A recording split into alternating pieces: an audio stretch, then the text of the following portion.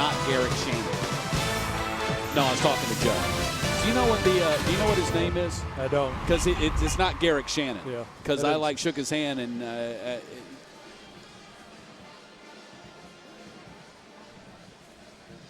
Is it Tom? I think maybe he said Tom Garrick. I think he said Tom Garrick. I only shook 2 of their hands, so I don't know. Yeah, because I said his name. He came up to me and he said his name, and I was like, oh, that's not what they have written down.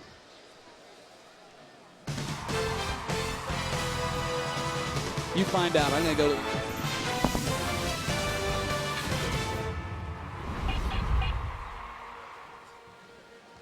That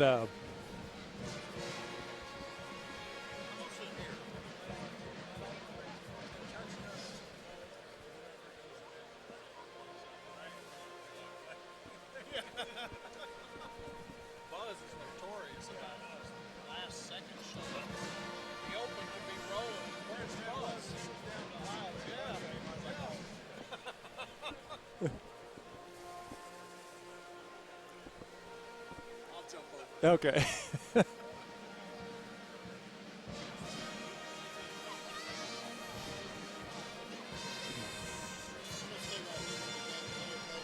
Goodbye, me.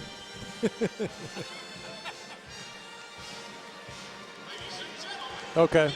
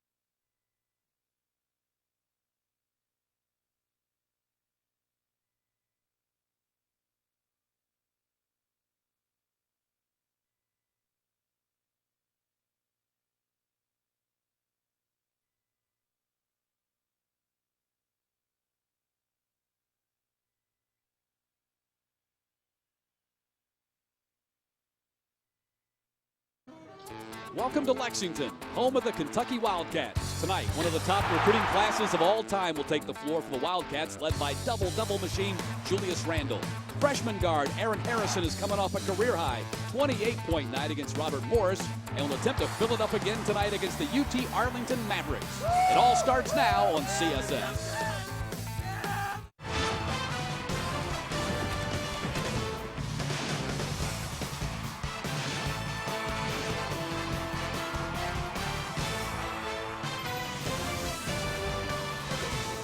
Welcome to Rupp Arena in Lexington, Kentucky, the SEC on CSS, as tonight the UT Arlington Mavericks take on the number 4 Kentucky Wildcats in the Bill Kitely Classic. And good evening, I'm Matt Stewart, joined by legendary Kentucky Wildcat Kyle Macy. And tonight's game, part of the 5-team, 20-game event. We'll talk more about that a little bit later on, but let's focus on Kentucky. Started the season number 1, lost to now number 1 Michigan State, 3-1. What do we know about this Wildcats team that we didn't know when they started the season 11 days ago? Well, first off, Matt, you can put to rest the talk about the 40-0 season. But obviously they're a young squad, they're an inexperienced squad, but they're learning, and the improvement level, they can really take off because they are young, they're learning daily in practice, they're learning with each game, and they're going to be a good squad, but they are very inexperienced. Leads us to our one-on-one tonight. UT Arlington led by Redger Dowell, number 9 scorer in the country, while Kentucky led by Julius Randle, one of the top 4 freshmen in the nation. Yeah, Dowell's an outstanding scorer. He can do it from long range behind the three-point line. He can drive to the basket. He shoots excellent from the free throw line. So the Cats will have to be aware of where he is on the floor at all times. And Julius Randle, he's a double-double machine. Gets his points, gets his rebound, and actually they've kind of changed their offense to get the ball more in his hands, and everything goes through Julius Randle for the Wildcats. It's UT Arlington and number 4 Kentucky. Coach Cal's team, the least experienced team in the country, but maybe also one of the most talented. We'll see if they pass their test tonight. Opening tip is coming up next.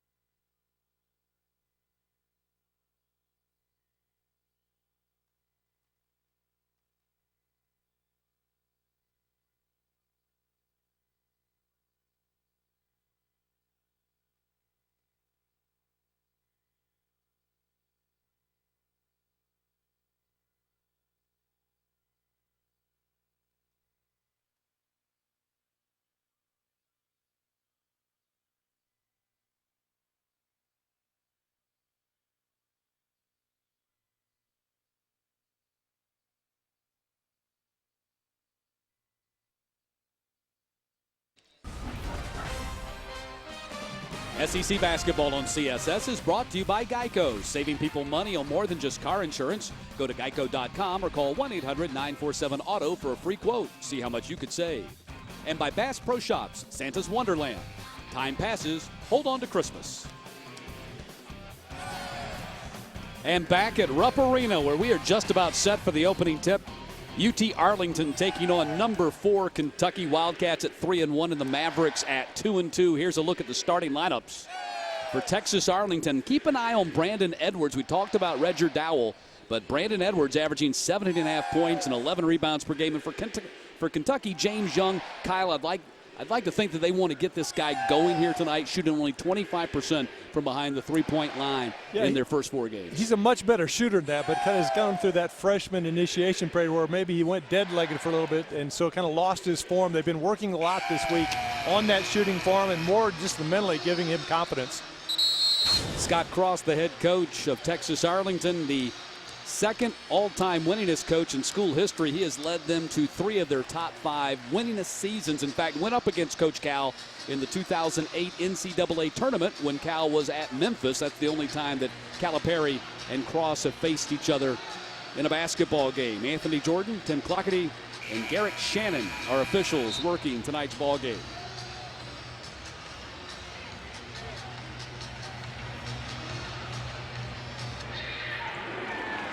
And Kentucky wins the opening tip. UTA goes right to a 3-2 zone. They found over the course of the first 4 games they're better at the zone than the man-to-man. They immediately go inside to James Young, trying to exploit their height advantage, and Young draws a foul. Yeah, kind of interesting to see if Marcus Lee would run that offense correctly. They worked on it in practice today. They did the same thing in the game before 7 times, but he went down the first time. Just the nerves got to him, and he broke the play. He had to come right out. Young hits the opening free throw. Only 6 of 13 at the free throw line to start the season. Averaging 11 points per game and 3 rebounds. Was the #2 shooting guard when he signed with the Wildcats. Yeah, in early practices, the NBA scouts that were coming to practice were more impressed with James Young in the early goings, but I think Julius Randle's kind of taken some of the notoriety back away. As the opening foul on the Mavericks, was called against Brandon Edwards. Dowell on the drive and high off the glass. There you see the explosiveness of Dowell, just going away from the pick and driving all the way, putting in with a good soft touch off the glass. Dowell averaging 26 points per game, a transfer from Oklahoma State. Foul's going to be called on Vincent Dillard. Second team foul on UTA as we take a look at our keys to the game. Well, real quick, anytime you're trying to pull an upset, as Arlington is, you got to rebound the basketball. Kentucky has great size, as everyone knows, but you also have to shoot a high percentage. You can't have a poor shooting and not expect to pull up the upset. And for Kentucky, it's just a matter of game in, game out, getting more and more together, developing that team chemistry, and then also their perimeter play. The inside players have been playing very well. Sometimes the outside players have been struggling. Aaron Harrison with the left hand sinks the basket, coming off a career-high 28 against Robert Morris the other night.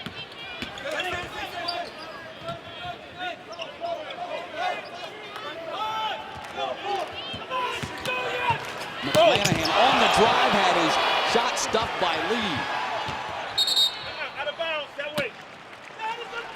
And it'll be UT Arlington's ball on the baseline. You see Aaron Harrison with the left hand kind of off balance, still enough control to get it in. And then McClanahan on the other end going with a scoop, but Marcus Lee says, no way. Lee drawing his second consecutive start. Inside they go. Brandon Edwards converts on the basket. You know, looking at the numbers, Brandon Edwards is kind of a miniature version of a Julius Randle. As you said, averaging 17 and double-digit rebounds as well. Inside to Lee, and Lee's got a block in the basket, so a much better start for Marcus Lee tonight than against Robert Morris when he lasted only the first 51 seconds and went to the bench. Yeah, sometimes just getting that one game under your belt helps you relax as you go into the game. McClanahan, shot missed, Edwards missed the follow. Edwards had his shot changed. Bilbao gets it out of there, 13 on the shot clock, and Dowell way downtown. Edwards, the offensive glass, loses the ball, and Young comes away with it for Kentucky. And Edwards is hurt on the other end for the Mavericks. Yeah, I think coming down on that rebound, Edwards landed on one of the Kentucky players' foot. It looks like he might have twisted that left ankle. Dowell is called for the foul. That'll be number 3 on Texas Arlington. And James Young steps up to the line again. So for the second consecutive night, Kyle, second consecutive ball game, Kentucky goes all freshman starters. Of course, Sunday night when they did it against Robert Morris, it was the first time in Kentucky's over 100-year history they had started 5 freshmen. Yeah, in the past few years under Coach Calipari, they've had maybe 4 freshmen start, but there seemingly was always that upperclassman, whether it was a Patrick Patterson, Darius Miller maybe, or one of the other sophomores or juniors that started, but decided to go with the all freshmen, and it paid off with the win. Kentucky with an 8-4 lead. Dowell splits the paint, missed the layup. Knocked out of bounds by the Mavericks. Yeah, real good move, though, by Dowell. Crossover dribble, just came back and tried to use the rim to protect the basketball, just didn't get it to go down. Dowell has played 4 games in UTA and has scored over 20 points in all 4, so you got to be aware of him.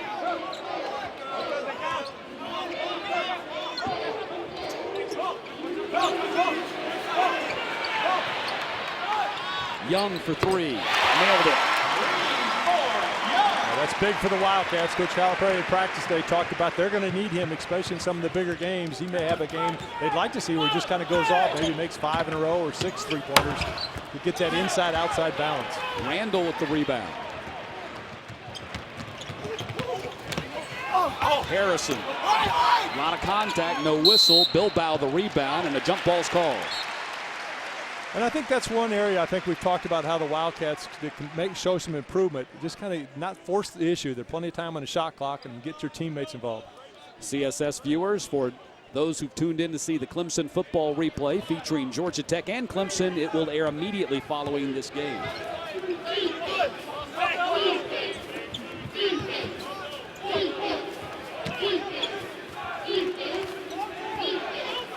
Mavericks have missed their last 7 shots.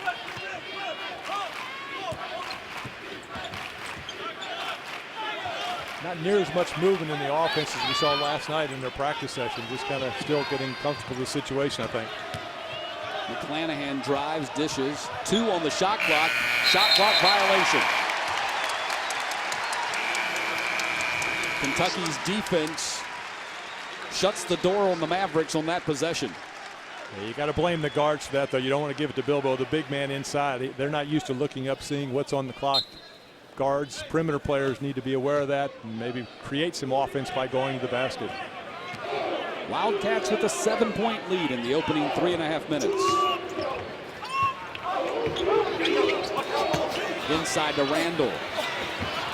Slipped out of his hands, got it back, falls down.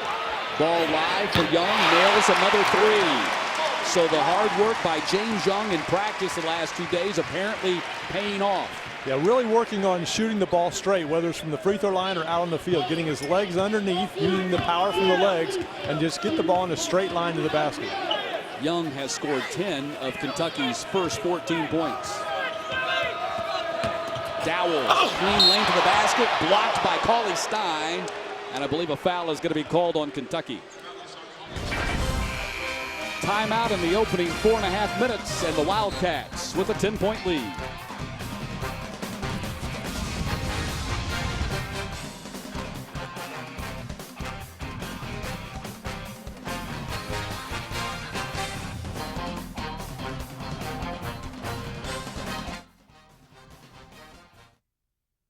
I go where my work takes me, and that's all over because I contract out for IT jobs.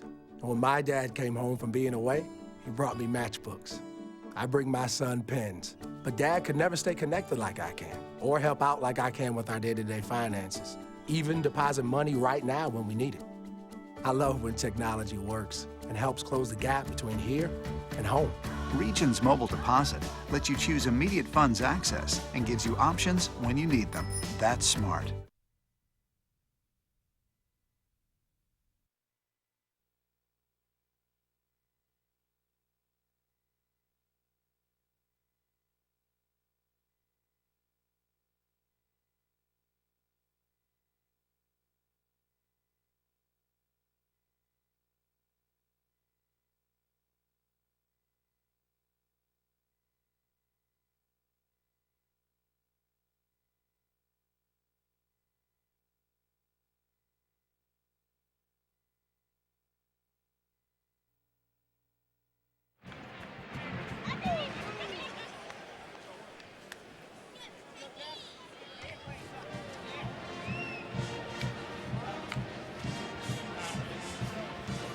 Kentucky out to a 10-point lead.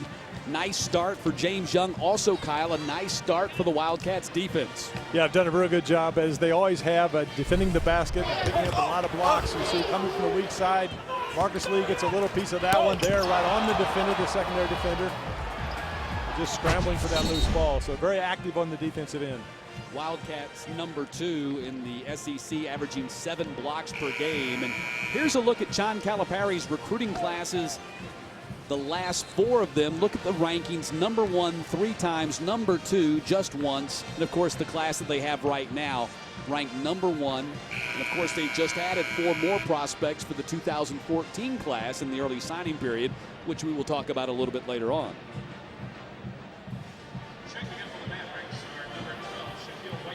So far, Matt, like you said, very big for the Wildcats that James Young has hit that outside jump shot. What that will do is open up some of the inside play then for Julius Randle and Willie Cauley-Stein down in the low post. For UTA, that man right there, Redger Dowell, is just going to be a handful for whoever's guarding because he's so quick he can go by. But then if you back off to take away that drive, he's an excellent outside shooter, shooting over 40% behind the three-point line. You see the 26 points per game. He also leads the team, shooting over 41% from behind the three-point line and averaging over 4 threes per game.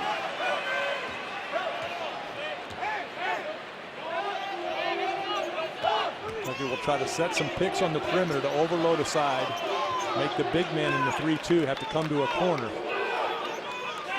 I think this is another one of the early season projects is Andrew Harrison and how he responds to the difficult task of being John Calipari's point guard. Yeah, you know, it's toughest probably for a point guard in the John Calipari system. I mean, some of the bigger players, they don't have to worry so much about other people. They can just do their thing. I mean, yes, if a man's open, you pass. But the point guard position, number one, he has to make the adjustment himself to college basketball. But then he also has the responsibility of the other 4 players on the floor. And so that makes it that much more difficult. And I think that's why we see Andrew Harrison struggling probably more than any of the other Wildcats. 10 on the shot clock. Now, this is a UTA team that likes to play fast, but one of the things Scott Cross says they might have to try to shorten the game. Down to 3 on the shot clock. Shaquille White-Miller with a prayer was not answered. And they'll call that a shot clock violation. It did not touch the rim. As you take a look at the resume of Redger Dowell, started his career at Oklahoma State, but was recruited by Texas Arlington out of high school. He was, and so when he decided to make the transfer, Scott Cross got in contact with him. He did have to sit out a year and actually a year and a half. He played one too many games his junior year to get it qualified as a redshirt that junior year. So sat the year and a half, and you can see the production really taking off here for the Mavs. He has scored at least 20 points in all 4 of their games. Marcus Lee inside. Marcus Lee having a fine game. 4 points, 3 blocks for the freshman. I give Kenny Payne, assistant coach for the Wildcats, credit. They worked on that move all day today in the shoot-around. That little drop step to the middle, left-handed hook. All the big men. Dowell had the ball knocked away. It was last touched by Kentucky. You see that last shot by Marcus Lee, just catching the ball, gathering, seeing where the defense is. Gathered his strength, a little power dribble, left hand in the glass. Inside off the inbound shot missed by Brandon Edwards, pardon me. Also Anthony Walker on the floor for UTA, getting his first action of the season. Number 44 for the Mavericks, has not played up until tonight because of a wrist injury. Yeah, he's a very athletic player. I know they want to get him back in the lineup as soon as possible. The thing I think we saw there with Andrew Harrison on that last drive, but not so much just kind of feeling his way through. Got the ball, went hard to the basket, tried to create some offense, and drew the foul. 11-point lead for the Wildcats. They jumped on Robert Morris very quickly in Sunday night's victory here at Rupp Arena. And James Young on fire. How about Young here tonight? Has hit all 3 of his shots, 4-4 at the line. He's got 13 points. Yeah, a lot to do with the confidence that they really worked on in practice, like you said, the last 2 days. And now going up, not thinking about it, just going up nice and smooth and doing what he does best, shoot the ball. Meantime, Kyle, the Mavericks have not hit a basket in over 5 minutes, similar of the Robert Morris game. Now, Robert Morris came out and missed their first 8 shots, and Kentucky quickly built a double-digit lead. UT Arlington hit a couple of shots early, but now they've hit this long drive. And some of that has to do with Kentucky's size. I mean, just their length. You go by maybe one big defender, but then all of a sudden there's 2 or 3 waiting to try to get that block, or if you do miss, you don't get many second chances. That's why it was so important we talked about those keys, that they shot the ball so well. Ball thrown away by Brandon Edwards. James Young, if you've been at practice the last couple of days, you couldn't help but see point of emphasis. Let's get this guy going. Yeah, real good form, good balance, good follow through. Everything in that straight shooting line you want to do, and that's what they've been working on. And a good recognition as well by his teammates, knowing he's got the hot hand and finding him out there against that zone.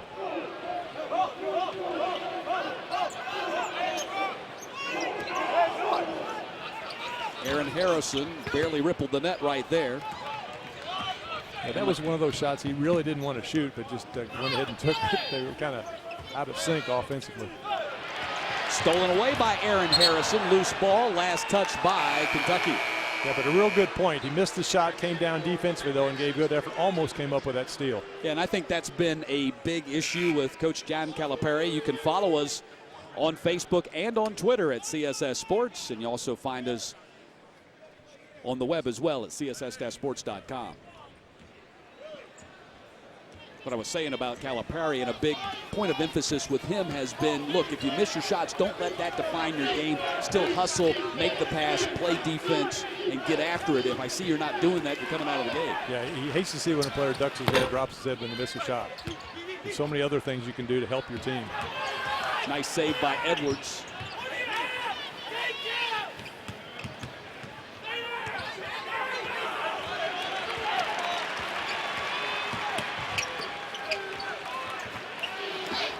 Dillard. That ends a long drought. Three-pointer by Vincent Dillard. They've been happy with Dillard's three-point shooting. He was 4 for 10 coming into the ballgame. Pleasantly surprised, as a matter of fact. Yeah, Dillard gives some extra size along the perimeter. At 6'5", so a little better matchup against some of the bigger guards for Kentucky. Johnson in a double team, passes out of it to Harrison. Poitras will take the shot. And Dillard will grab the rebound.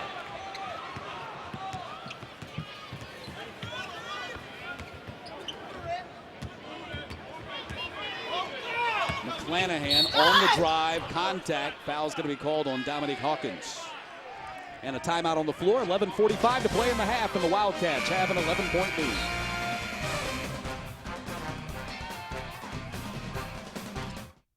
I'm your lucky team, Flag. We've gone through 14 seasons together, but in Flag years, I'm like 130. Now, I'm just holding on by a thread. If you've got cut rate insurance, you could be dealing with this mess yourself. So get Allstate, where agents keep you protected from mayhem like me. Mayhem is everywhere, so get an Allstate agent. Are you in good hands?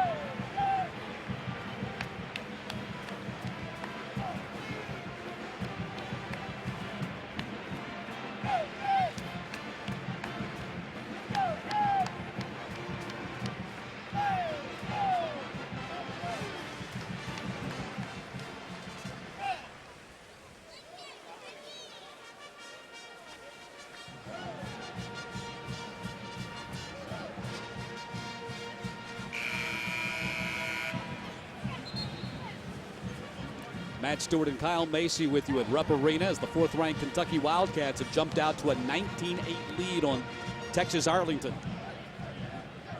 Coach Calipari learning how to, trying to teach this team how to play basketball the way he wants them to play basketball. That's one of the things that he talked about at shoot-around with us today, is just the process, all the teaching that he's having to do in practice on a daily basis. And we saw that at the shoot-around, the fact that normally you'll go over the opponent's plays, talk more about the opponents, but today it turned into just a learning session. They were talking about how they wanted to defend this and what we're trying to do offensively, so it became more about the Wildcats. But that's what they've got to do because they're so young. They've got to get the knowledge and then use it on the court to get that experience. I think what we're seeing, too, with UTA is the fact that, and having been a coach that's been in this situation, you've got a game plan going in. Okay, we're going to try to slow it down and control the game, keep it close, and then maybe have a shot down the stretch. But when that's not working, then I think you revert back, and I think UTA is doing that. They're going to try to start playing a little faster. Dillard's going to be called for traveling. That was the conundrum for Scott Cross as he was preparing his UT Arlington team to play Kentucky here tonight. Is he goes, it's probably in our best interest to shorten the game, slow down our possessions, but the flip side of that is that's not the way we're wired to play. They came in averaging almost 90 points per game. Yeah, and it may be the best for them tonight, but I think in the long run, they want to get that experience against a real good team playing fast, because when they get into their tough Sun Belt Conference, it'll be to their advantage. Dakari Johnson inside with the basket. First bucket for him.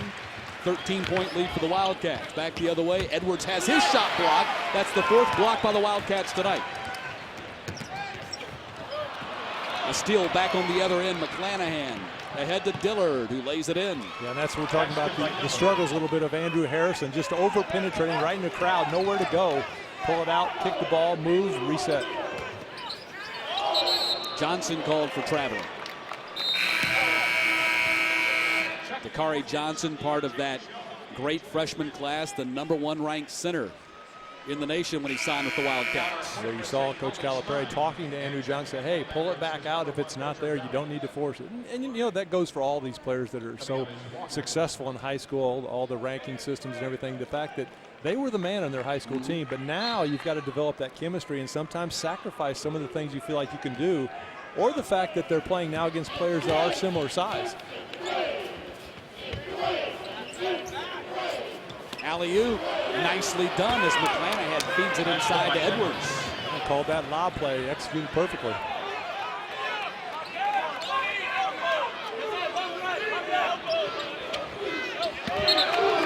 Randall couldn't get to the ball. Sails out of bounds. It'll be a turnover on Kentucky. Randall has yet to score. That's breaking news. Yeah, I was just going to point that out, but I think to his credit, you can see he's not really nervous in forcing things. He hasn't gotten a lot of touches, but I'm sure that's probably one thing Coach Cal will talk to his team about. Hey, this guy is a stud down the low post. Let's get him the ball. Let's not forget he had 4 points, 4 rebounds, 4 turnovers against Michigan State in the first half, and then had 23 points and over 10 rebounds in the second half. Bilbao on the drive, forces it in there. Nice strong move by the freshman out of Spain. Bilbao's been a pleasant surprise for Scott Cross. He wasn't playing in many minutes the first game, but inserted him in the lineup, and he really brought a lot of energy, and he really liked that. So he's been getting more and more minutes with each game.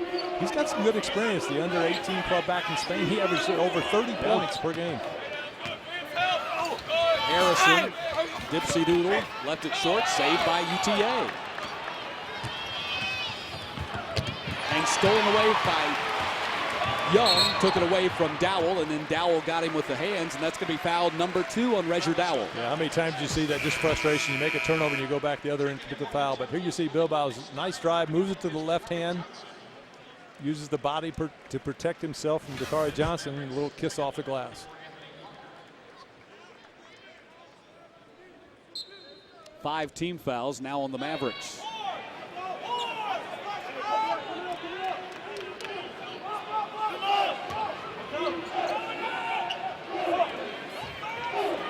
Pauly Stein with the left hand. Poor shot. Bilbao the rebound.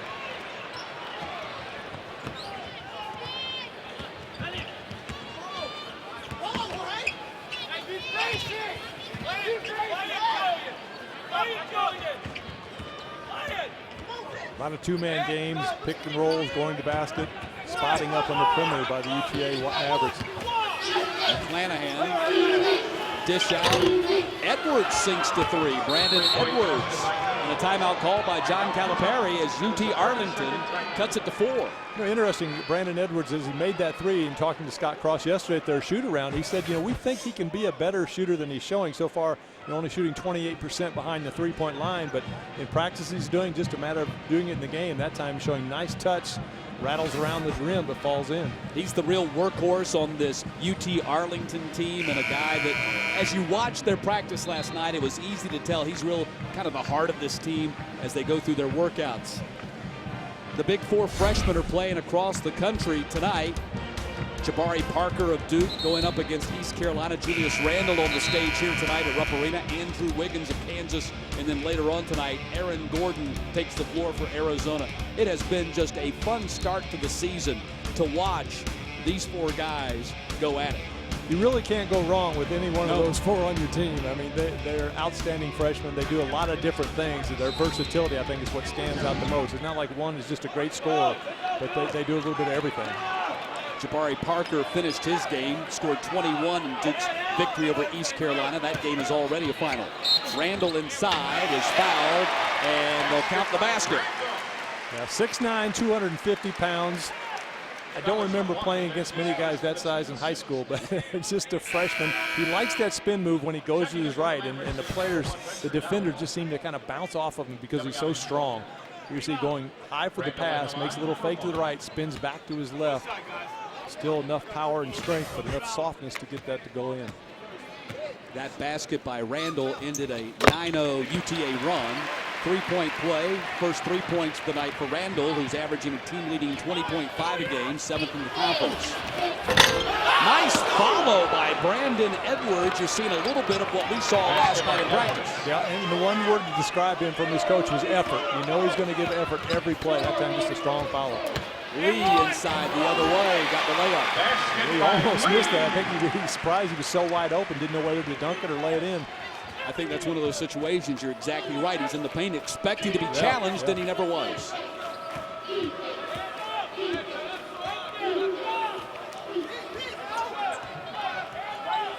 See Julius Randle now guarding Dowell at 6'9", moving his feet, although Dowell's so quick. He gives guards problems, let alone big men trying to guard him.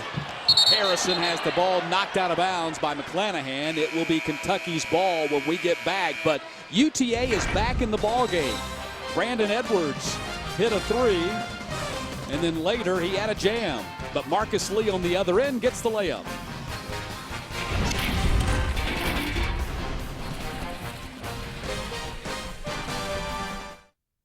Millions of girls are told they're pretty. But not many end up becoming a model. Even fewer decide to put their face in front of someone who wants to rearrange it. And now, instead of fighting for a cover shot, I'm fighting for gold. I'm Michaela Mayer, and I'm one of a kind.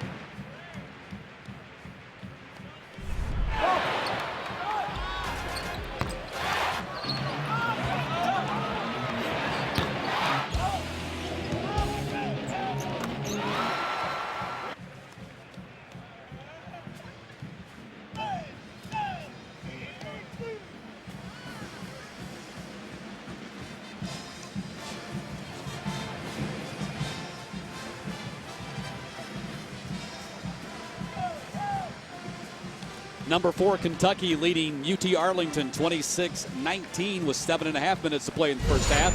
Matt Stewart along with Kyle Macy. Time now for the Comcast business edge to the game, and so far that edge has been James Young. It really has. He hasn't missed a shot tonight. He's made all 3 of his three-point attempts as well as 4 free throws. He's got 13 points in only 9 minutes. He's been on top of his game. Overall, the Wildcats shooting 60% from the floor, and they are 3 of 4 from behind the three-point line. Their three-point shooting has been, I don't know if we can say concern early in the season, but it hasn't been where they want it to be. We can say that.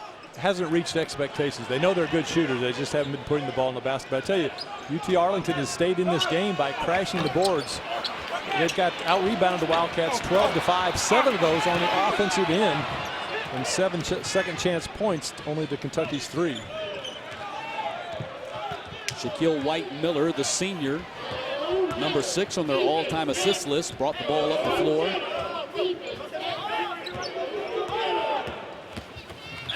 Dillard on the drive, shot rejected, dunk missed by Walker. Alley-oop, dunk not missed by Young. Arlington a little slow in recovering that time to the defensive end. Kentucky made them pay 2-on-1. And you'll notice Kentucky never throws the bounce pass to the big men. They just throw it up by the rim. They know they're athletic enough. They can finish, easier catch. No defense down there trying to deflect the ball out of your hands. Here you see just back and forth, get the ball to your point guard. The defense commits. He throws it up high, and Young knows what to do with it. Back on the other end, James Young was called for his first personal foul. Team foul number 4 on Kentucky.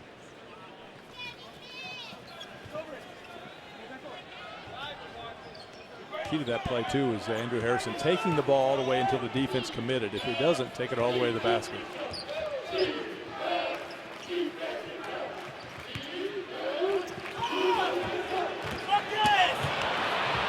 Kick out. Edwards buried a 3 on that side after hitting one on the other side. He's got a good looking stroke. He does, and Edwards is playing a fine game here tonight as well. And what the Mavs are able to do now, they're breaking down Kentucky defensively one-on-one, and then it gets a mismatch number-wise and leaves someone open spotting up. Young, that's his first miss of the night. Yeah, didn't have his balance on that shot at all. Meantime, Roger Dowell has only 3 points here tonight. He's got 6 now, and a timeout called by Coach Cal. How about UT Arlington hanging in this ball game, down only 3? Yeah, and I think the big key was when Scott Cross made the decision, okay, we're wasting our time trying to play slow because we're not getting much out of our half-court offense. So let's play our game. Let's push it up. Let's spread the floor, get some penetration, play a lot of two-man games, and just see what happens. And all of a sudden they went on that scoring run, and it showed some weaknesses now for this Kentucky defense. Yeah, don't you think sometimes coaches try to maybe reinvent themselves when they go into a game like this thinking, well, we can't possibly win the way we play. We'll try to play another way. Well, the only way they have a chance of winning is to play the way they play. Well, that's what they do best. Yeah. I mean, and that's why they play that way. But a good coach, as Coach Cross is, second all-time in the school's history, the number of wins, is they're able to make adjustments in game, and that's what they've done. So far, it's been paying off. Cross, the only coach in UT Arlington history to take them to consecutive postseason tournaments. They went to the NIT after winning the Southland Conference regular season championship a couple of years ago, and then last year went to the collegeinsider.com tournament. They've been to one NCAA. That was the aforementioned 2008 tournament when they played John Calipari and the Memphis Tigers, and Harrison hits the basket. Yeah, nice setup coming out of the timeout by John Calipari. Team executed very well, got a wide open look for Harrison and knocked it down. That was the first one of the night for Andrew Harrison. His brother also has a basket.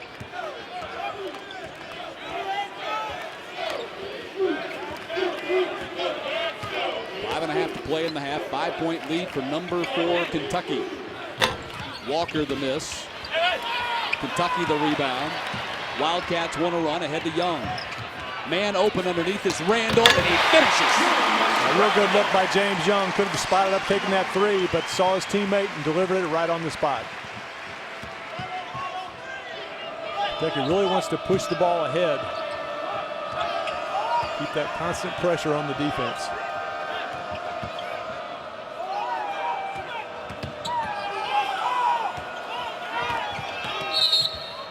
Foul's going to be called on Andrew Harrison. Got him with the body. I like what the Mavs do offensively. They really space out the floor. They're very patient. They'll play that two-man game, get a lot of picks for their perimeter players, and then see what they have. Here's the last play where Kentucky throws the ball ahead. Looked like Young was going to take that shot, but instead saw Julius Randle wide open underneath. Hashtag two-handed jam. Yeah. Hashtag throw it down, big fella. Yeah. You only get 140 characters now on Twitter.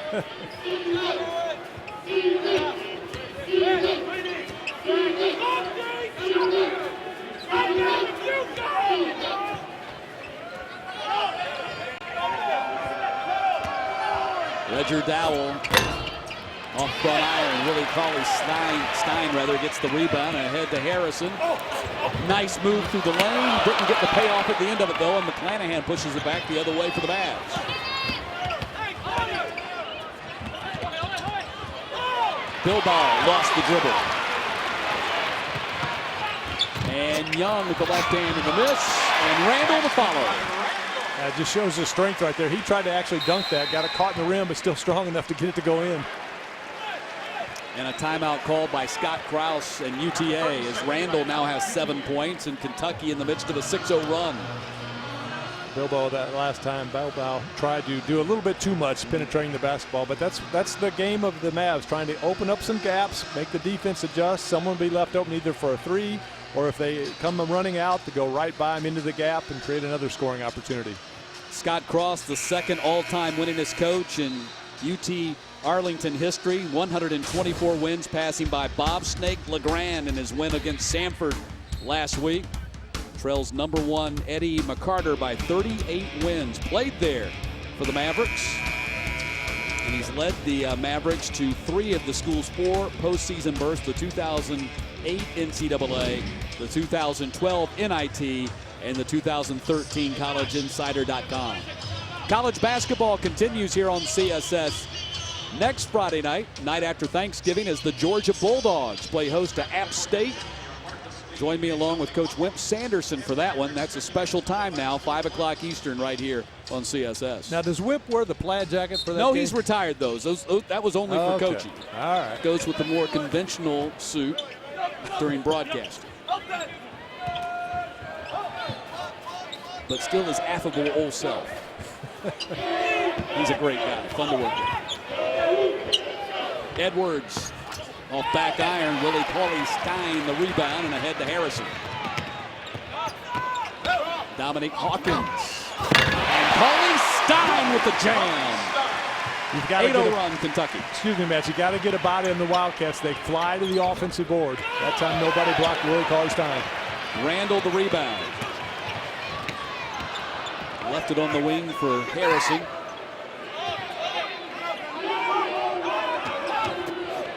Nice feed and nice finish by Marcus Lee. Assist to Andrew Harrison. And a timeout called by UTA.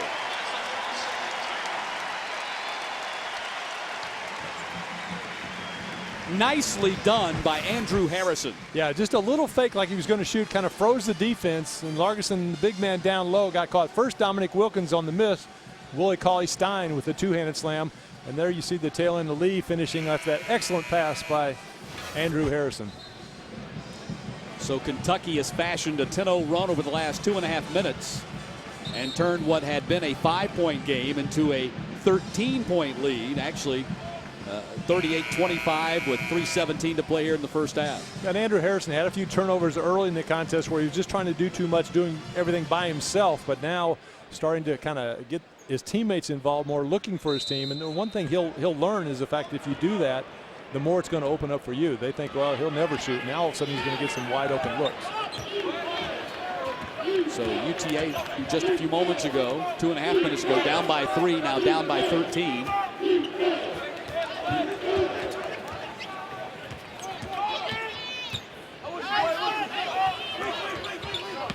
Dowell trying to go by Harrison. Harrison got him with the arm. And a timeout with 2:54 to play in the opening half, and the number 4 Kentucky Wildcats leading by 13.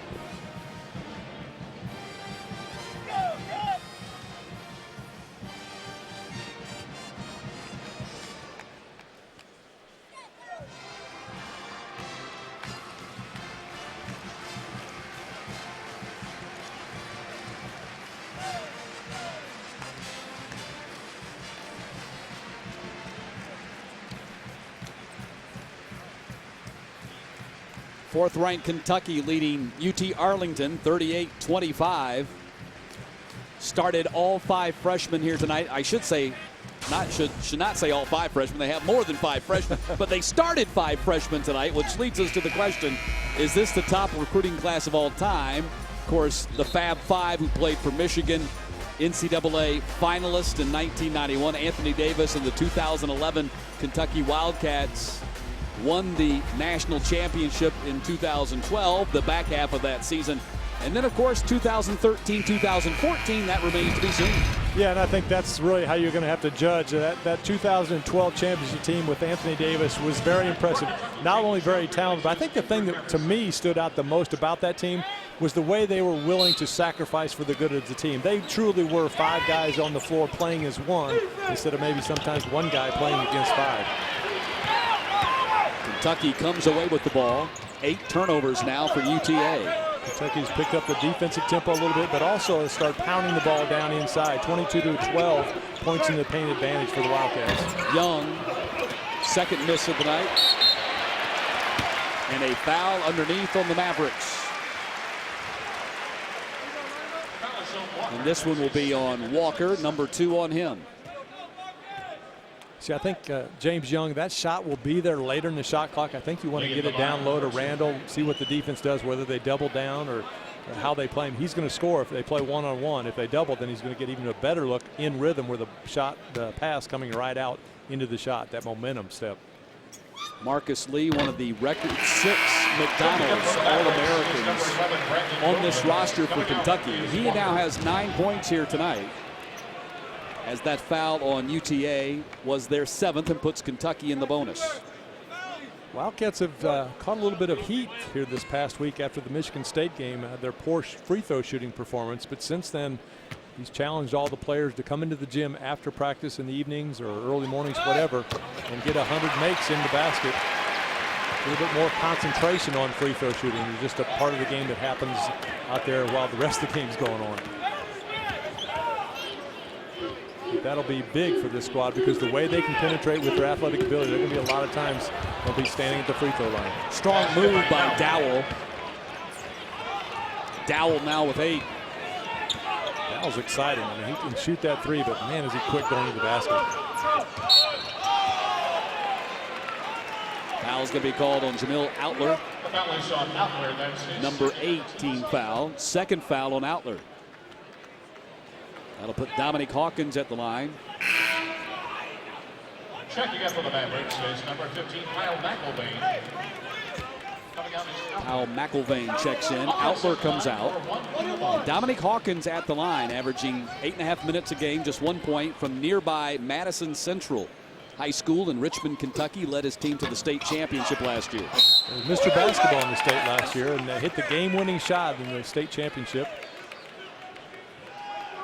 Out of all the players on the floor against Robert Morris on Sunday night, he drew the most praise from Coach Cal. Coach Cal really praised him after practice the other day, talked about how he was the only guy who really dug in on defense, was the only guy who sprinted down the floor consistently, played 18 minutes against Robert Morris. Well, and that's what happens if you're a player that hasn't been getting much playing time. You just go and do what the coach tells you to do. You play defense, you hustle, you sprint the floor, like you said, and try to make your teammates better. And that's exactly what Dominique was doing, and that's why he got the time, quality time out on the floor. Foul was called on Randall, so number 1 on him. 17 fouls now on Kentucky, putting Brandon Edwards at the line.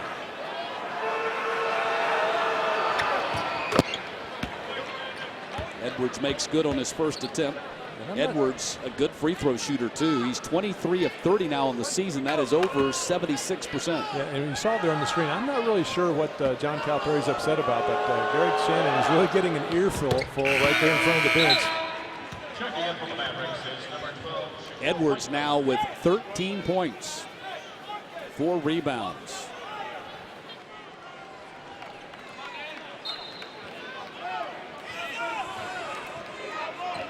Also playing the point of this 3-2. I was getting ready to say, put the big guy right up on top of the defense.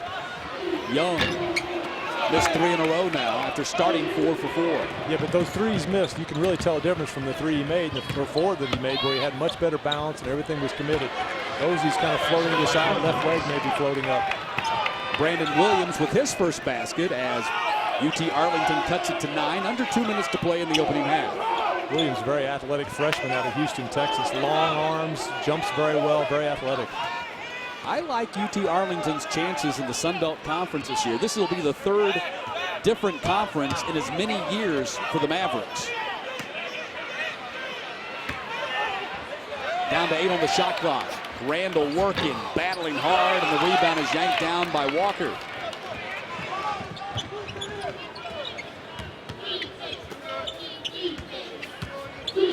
Williams against Lee.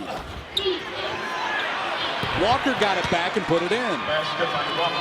The young big men for the Mavs really doing the job on the offensive glass. You know, I've been impressed by UT Arlington. Here's another 8-0 run by the Mavericks. Every time it looks like Kentucky's throwing a knockout punch, they keep getting up off the deck and getting back in the game.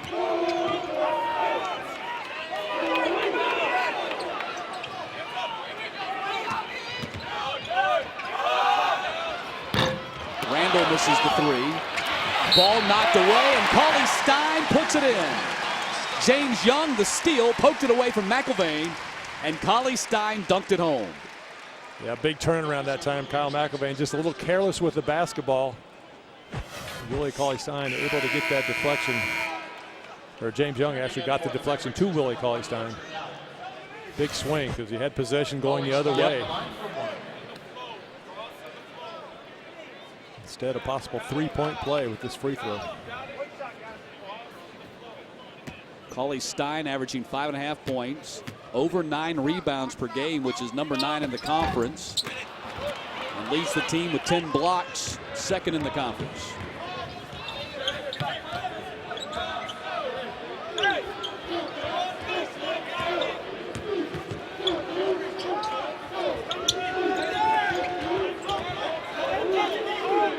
Again, a lot of movement by the Mavs. A lot of two-man games, just being patient, finding the weak defensive player, trying to break him down, get into a gap, and then read what the defense gives you. Difference of 3, shot clock and game clock. And a foul on Dowell. That's going to be number 3 on him, and it comes right before the end of the half.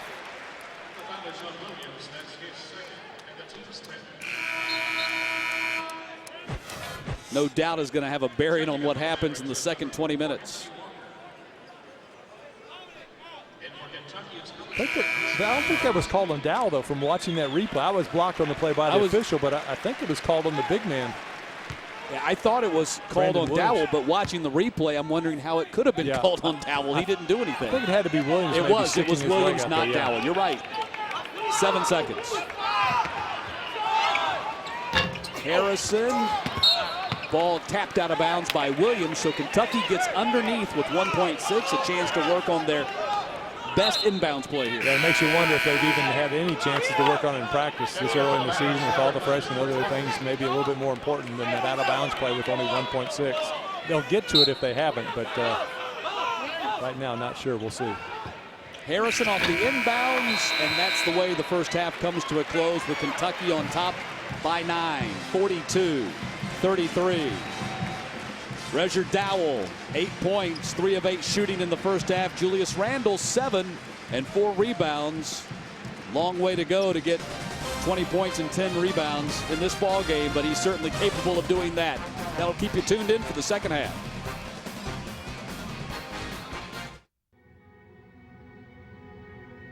Blue. It's where dreams live, where visions of tomorrow thrive.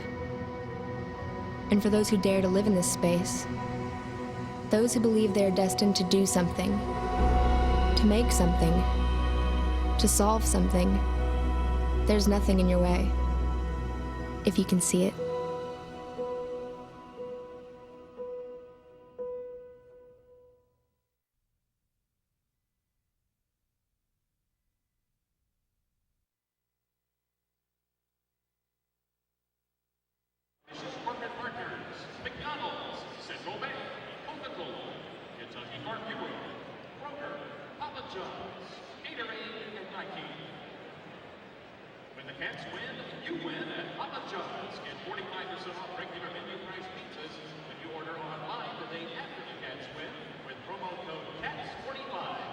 Visit HamaJobs.com and enter promo code CATS45 to redeem this offer.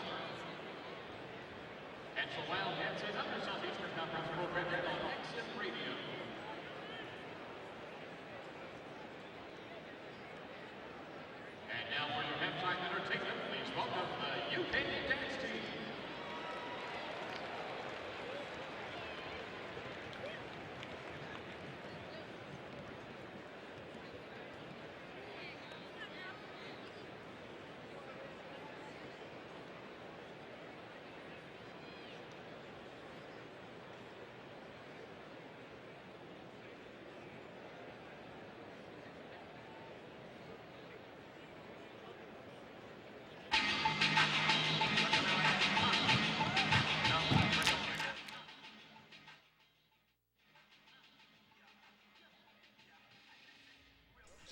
Welcome back. It is halftime at Rupp Arena. You're watching the SEC on CSS.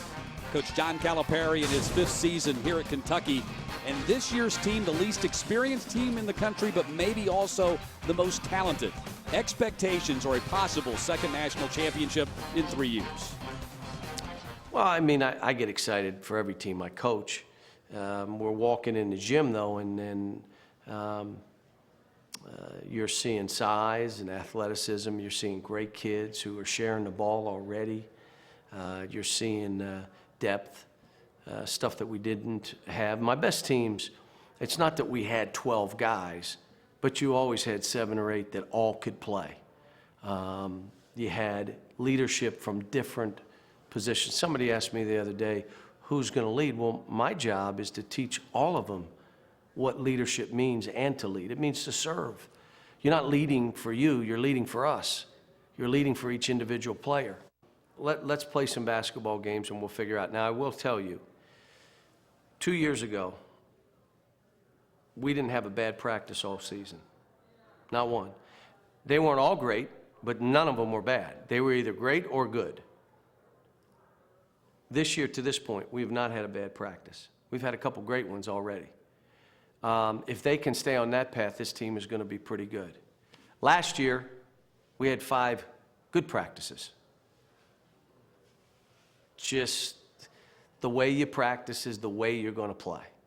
And so my hope is that these guys understand the process. I call it the grind, the daily grind, the little small improvements, the small increments that you're going to improve.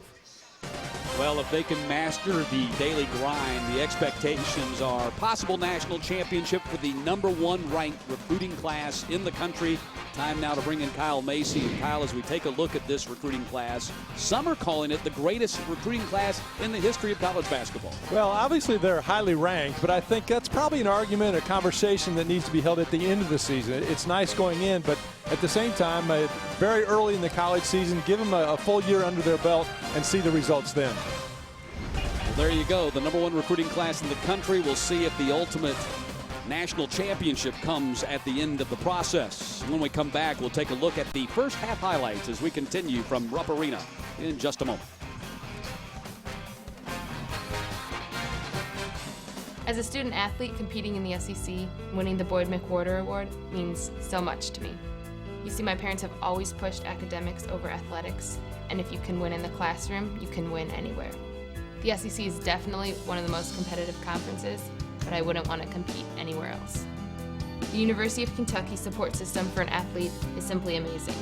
There's so many resources from the facilities to the outstanding coaches, and they definitely push us to be the best we can be. Why is it better to get what you want now instead of later? Because you don't want to wait to eat your raisins. You don't want to wait to eat your raisins? No. Why not? Because they'll turn into grapes. Not sure that's the way it works. Yes. Are you competing for cutest kid right now? Yes. And what place are you in? Kindergarten? That's adorable. It's not complicated. Now is better. And AT&T is the nation's fastest and now most reliable 4G LTE network.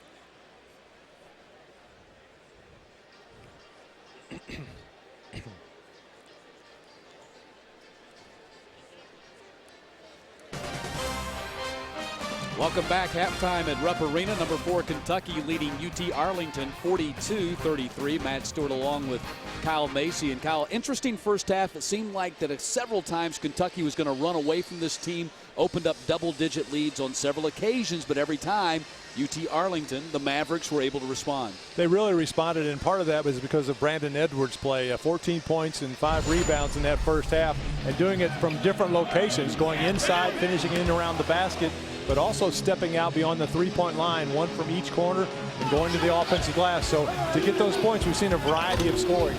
Edwards, a very good first half. Richard Dowell, a little bit more difficult for him now for Kentucky. The James Young in his first half, really nice start to the ball game. Hit his first 3 3-pointers, then missed his next 3. Yeah, it started off on fire, and you can see real good balance on that jump shot. But then as the half progressed, again, maybe his legs getting a little bit more tired. Didn't have that same balance, but got 3 in a row from beyond the 3, and then missed his next 3. So he's 3 of 6, obviously, from behind the three-point line. Marcus Lee also had a good first half for the Wildcats. He did. He's a high-energy player and really very active. It explodes off the ground, the jumping ability, and it's been a good first half. I tell you what, the thing that stands out most as we take a look at the stats is the fact that UT Arlington has out-rebounded Kentucky. Yeah, +5 in the rebounding department, and a lot of those coming from the offensive end. So a very big key. We talked about keys to the game. Rebounding was right there, number 1. If you don't have CSS, you're missing out on the best in live college sports, including SEC football and basketball.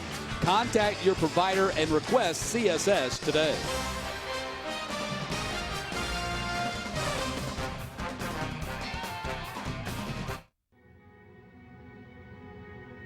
Blue.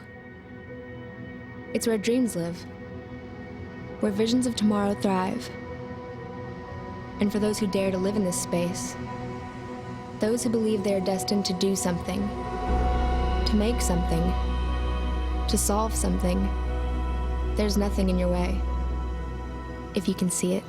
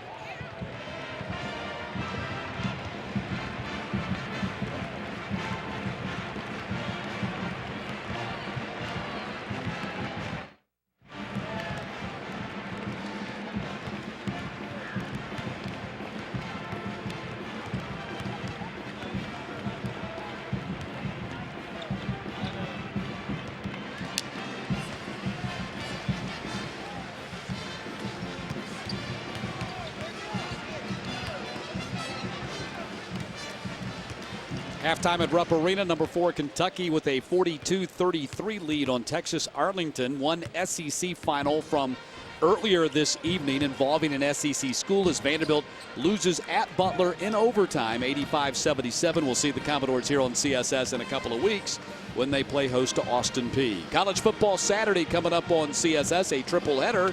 You can join me at 3:30 Eastern along with Chuck Oliver and Hannah Chalker as we have Conference USA football for you here on the network. Middle Tennessee, already bowl eligible, will play at Southern Miss. Halftime here at Rupp Arena. We'll come back and get the second half started in just a moment.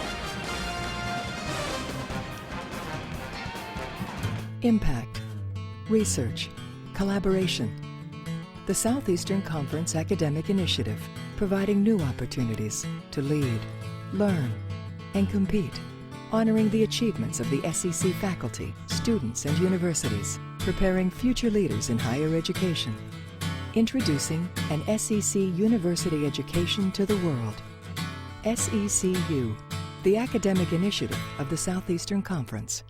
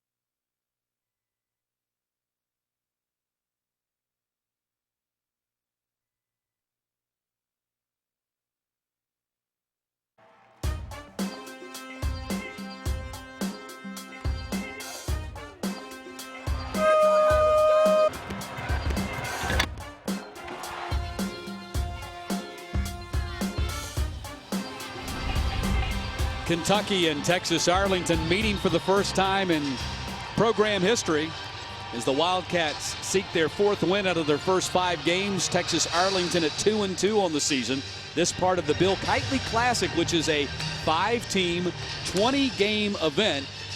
And the way this thing is designed, it only counts as 1 game towards your schedule limit time. Yeah, it's very nice for the schools, a chance to early in the season get some extra games and get some good competition. And Bill Kitely, I think, would be very proud of this event. Long-time equipment manager here at the university, worked it for 48 years. Yep. And so you see, if you come into Rupp Arena up in the rafters, his banner hanging from the ceiling. Kind of interesting. He was equipment manager back when I played, and wasn't that big of a deal. Yep. He was kind of down towards the end of the bench. But when Rick Pitino came from the East and took over the Kentucky Rangers as head coach, he moved him up right beside him because he didn't know a lot of the officials. So Bill could tell him who the officials were when he was getting ready to yell at him. But what a great guy, really loyal. And as a player, you loved him because you could always go to him and he'd have time to talk to you about anything. Well, the Kentucky Wildcats picked to win their 46th SEC championship this year. They received 21 of a possible 27 first-place votes in the media preseason poll. Florida, which I think has a roster that if they get it all together, has a Final Four roster. They were picked 2nd, followed by Tennessee, picked 3rd. Yeah, Florida's got to get everybody healthy. That's going to be a key for them. And Tennessee could be very strong, you know, with that front line of McCray, Stokes, and Jerome Mayman back now after taking a year off. Really is going to help just get some good solid guard play, and they're a force to be reckoned with. I kind of like LSU.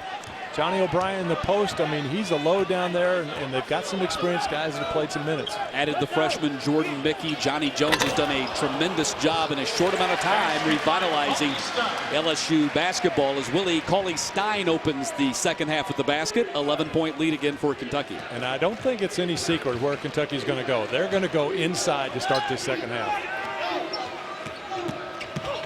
And UTA is going to go to Dowell, had his shot changed. Ahead it comes to Young. Young will drive in and draw a foul on McClanahan. Yeah, that really, to me, is when Kentucky's playing its best, when they can get that outlet pass and push it up the floor and take advantage of their athletic ability. Maybe 2-on-1, this time 1-on-1, and Young able to draw the foul. First foul on McClanahan. It makes you wonder sometimes, though, Matt, should they maybe be pressing, trying to force the tempo a little bit? They've got excellent depth on the bench. One thing that Coach Calipari's not had in maybe some of the other years, but they pretty much can go 10, 11 deep and feel like they don't miss a beat. But he likes to play 7 or 8, and that's kind of what he's gone to here as the season started. Followed by Randall. So it turns into a 3-point play for Kentucky. Now, he knows his team better anyway. I'm not second guessing by any means, but just from an outsider looking in, you think, well, I wonder why they're not pressing more. He has a reason. How much do you think, Kyle, that it's just baby steps? That this team has so much that it needs to learn that maybe that comes along later? Yeah, I think that's a real good point. That's probably why they're not, because they have shown a little bit of press as Scott Cross wants to call timeout after this quick Kentucky run to start the second half. Harrison gets the layup. So a quick start here, 7 points for Kentucky right off the bat, and a 16-point lead for the Wildcats.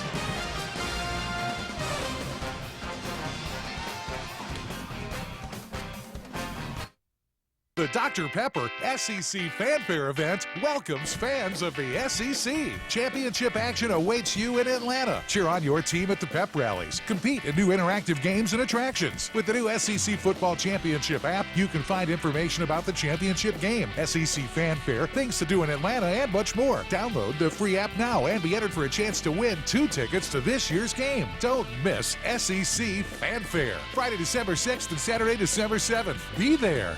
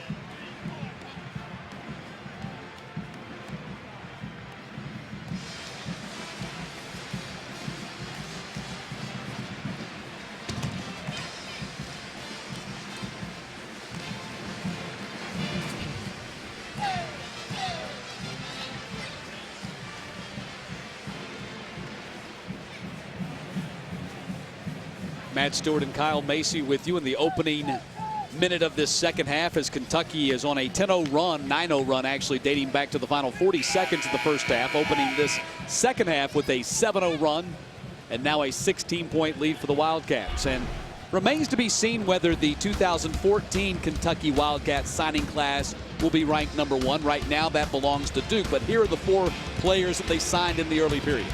Well, another fine class, but if you're Coach Calipari and the staff, you've got to do an excellent job recruiting, because a lot of the players on this team won't be here next year.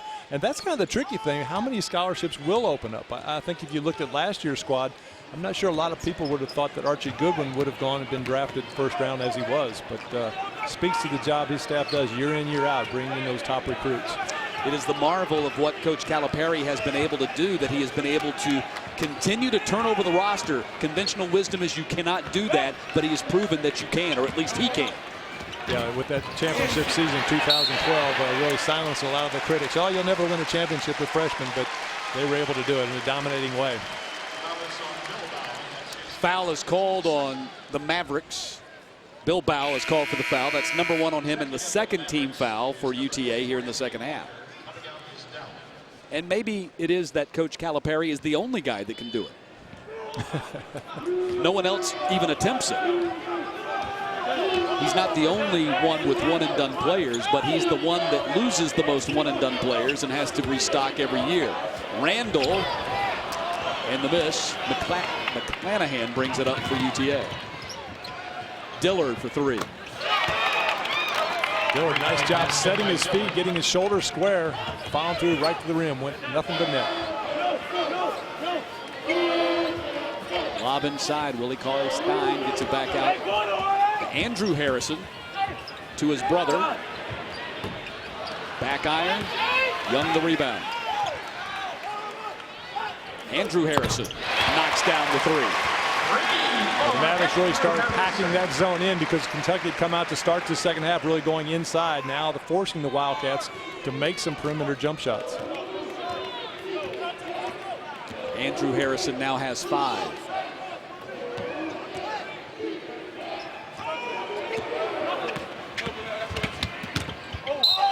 McClanahan dribbles it off his leg.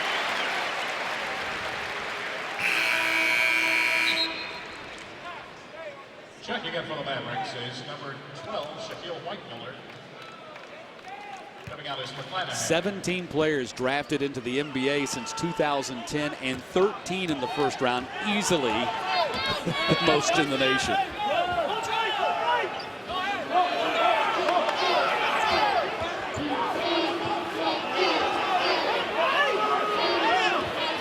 Young starts the second half the way he started the game, by knocking down a 3. That's his 4th three-pointer of the game. And again, good balance, got himself set. And it may be something to that. By the end of the first half, his legs may be a little bit fatigued, so he didn't quite have the lift.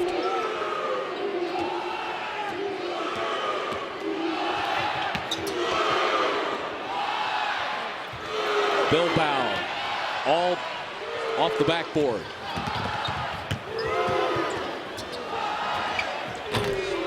Rim out by Aaron Harrison, and a foul is going to be called underneath. And this will be on Bilbao. That'll be number 2 on him. Aaron Harrison coming off that 28-point performance, only 1 of 6 at halftime, and missing his first shot here in the second half. You see that last shot. Young just getting his balance, stepping into the shot, and holding that foul through.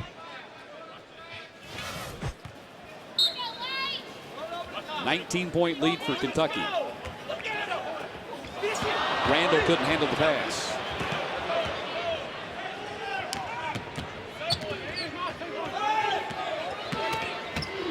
Dowell gets the basket and draws the foul. So a chance at a 3-point play for Redger McDowell.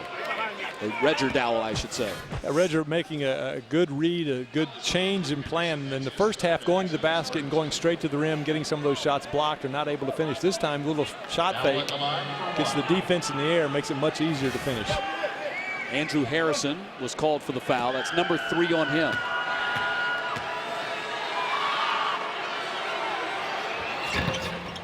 Three-point play for Dowell. He has 11 points in the game. Went for a season-high 35 in their victory against Howard Payne last week. Scored 23 of his 25 in the second half in their loss to Cleveland State, their last time out. Young loses it out of bounds. Somebody's coming in because Cal didn't like that, and Harrison's coming out. Well, it didn't make the one dribble to get a better pass angle, just tried to kind of throw it over the defense, and it sailed on him, went out of bounds, dropped his head immediately. Coach Cal's going to make that substitution.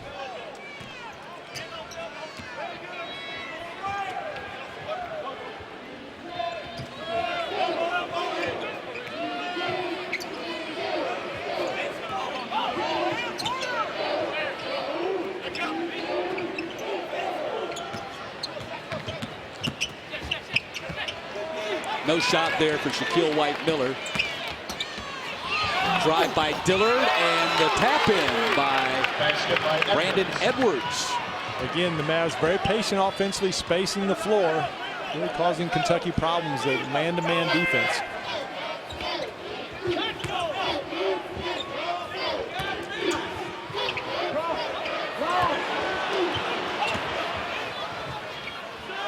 Cauley Stein, baseline jumper, nothing but net.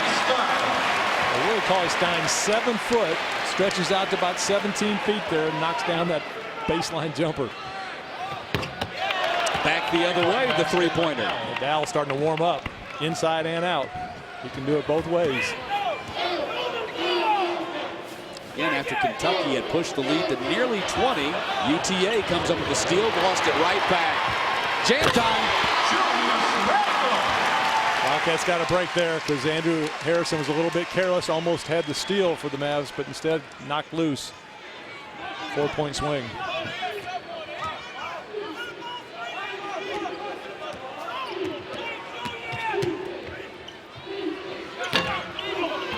Edwards the miss, popped out of bounds by Kentucky. Andrew Harrison touched it last. 14.5 to play. Kentucky's lead 15 here at Rupp Arena.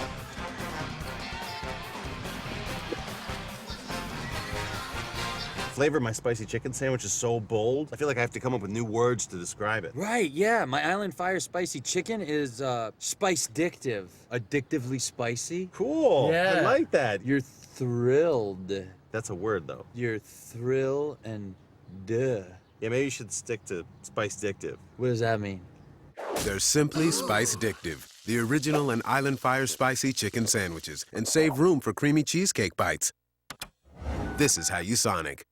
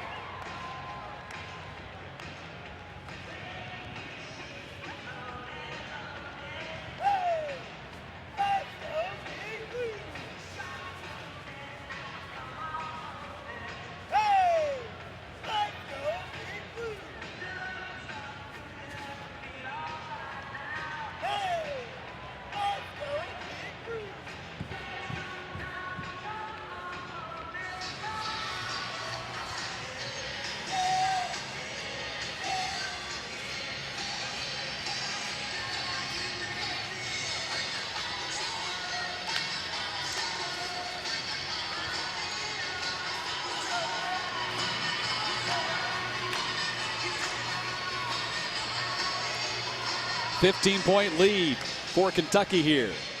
5.5 minutes into the second half at Rupp Arena. Let's take a look at our Bass Pro Shops in the net, courtesy of James Young. Little 2-on-1 fast break and a nice lob pass from Andrew Harrison to get James Young finishing in the net.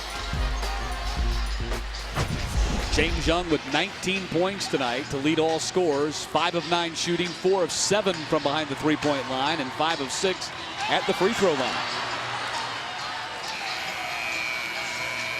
And if you just run the floor sometimes, you'll get some easy baskets. Meantime, Julius Randle, 11 points, 6 rebounds, a little bit less than what we've seen from him in the first 4 games of the season. Yeah, his point total, I think, he had some big games from the floor scoring-wise, but those numbers may come down a little bit as more teams start focusing in on him and really trying to double team, take the ball out of his hands. But to his credit, he still does some of the other things, rebounding the basketball. He's a real good passer from down the low post as well. I think one of the big stories here tonight, Kentucky plus 20 rebounding margin average coming into tonight. Actually, Texas Arlington out-rebounding them right now. Dabble the miss. Edwards hustles to get the ball. Add 2 more to that total. 2 offensive rebounds by Brandon Edwards.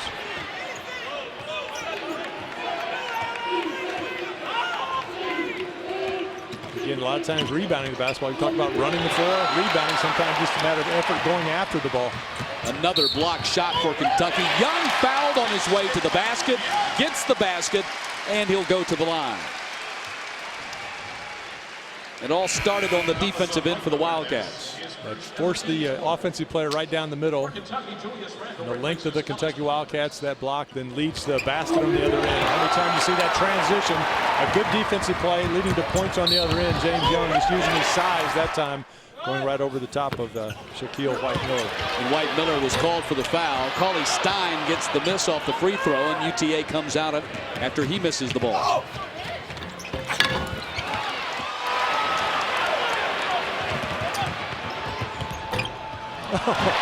Young got caught in no man's land, didn't know whether to pass or shoot, and then banked it in. When in doubt, shoot. That's what Coach Cal tells him, doesn't he? Yeah, he said he didn't care if he missed. Just keep shooting if it's a good shot.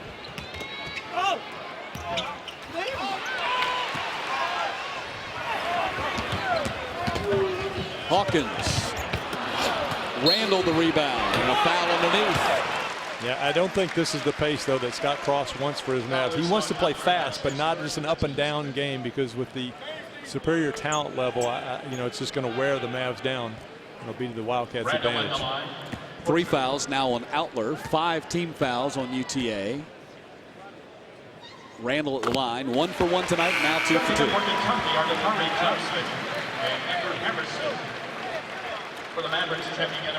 20-point lead for Kentucky. It is their largest lead of the night.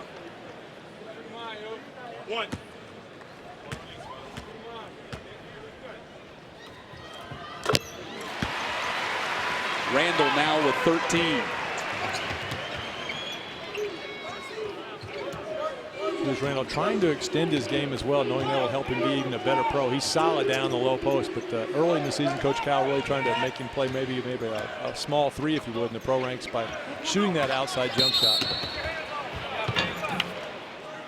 Hawkins is going to be called for the foul. Now that's the enforcement of, it's not the new rules, it's just the rules that were on the books. Hawkins had 2 hands on him. As soon as 2 hands are put on the offensive player by the defensive player, that's a foul. Yeah, more just a new emphasis. So we've seen in the past maybe carrying the basketball as an emphasis, but this year really focusing on that. The officials told sometimes that if you don't call it in November and December, you won't work games in January and February. I like it. I think it really does open up the game, makes it more of a scoring game. People would rather see teams score. It's kind of like baseball. They'd rather see home runs than pitching duels. The thing that I kind of question, though, is I'm a little surprised I haven't seen more zone defenses by teams, because it's really difficult, especially down that low post, because they can't bar in the back of the offensive player. And if you've got a big physical player that can back down, how are you supposed to guard that player? Obviously, you may have to double team, but then it kind of throws everything out of whack. So why not go to a zone of some type, maybe a matchup zone, and make those adjustments? We'll see how the season progresses. Foul called on UTA underneath. Poythress will go to the line. Walker called for his 3rd, and that's team foul number 7, putting Kentucky in the bonus with 12:52 to play. The other thing about that rule, Matt, is the coaches, I think, are really on board with it. It's just a matter of the players having to make that adjustment. You can't do the hand checking, the forearm, stand up on the drives on the perimeter like we've seen. And the coaches in all the practices I've seen have really stressed you got to get your hands off. But there are still some hard-headed players out there who haven't given in yet. I don't know if it's hard-headed. It's just old habits hard to break. Right. It's like they know they're not supposed to do that, but then they get into that defensive stance. They're used to putting that hand on the player to kind of, check them and make sure they have the right spacing, and then the foul's called. Well, it's much easier to try to defend a player if you can make contact. Sure. The old hand check days in the NBA, you can really kind of control that perimeter player. But I like it, though, now with taking that off. Kind of way the game was invented, to get that offensive movement, allow that freedom of movement.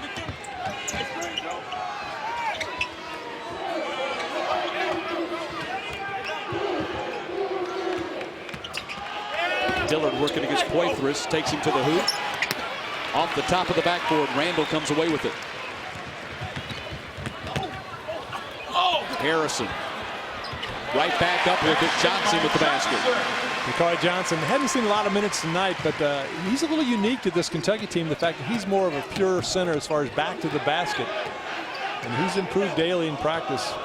Lost some weight, getting in better shape, getting some more explosion out of his legs, the jumping ability, able to go up and dunk the ball 2 hands, where before he even maybe had to struggle sometimes just to get that lift. That's a good point. Guys that have manned that 5 position in the past have really been more 4s. Exactly.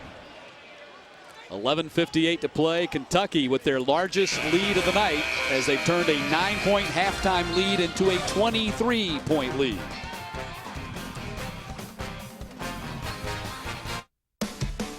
It's Macy's biggest one-day sale Wednesday. Get the lowest prices of the season with amazing deals of the day all day long. Take an extra 50% off clearance sportswear. Clearance handbags and wallets, buy one, get one free.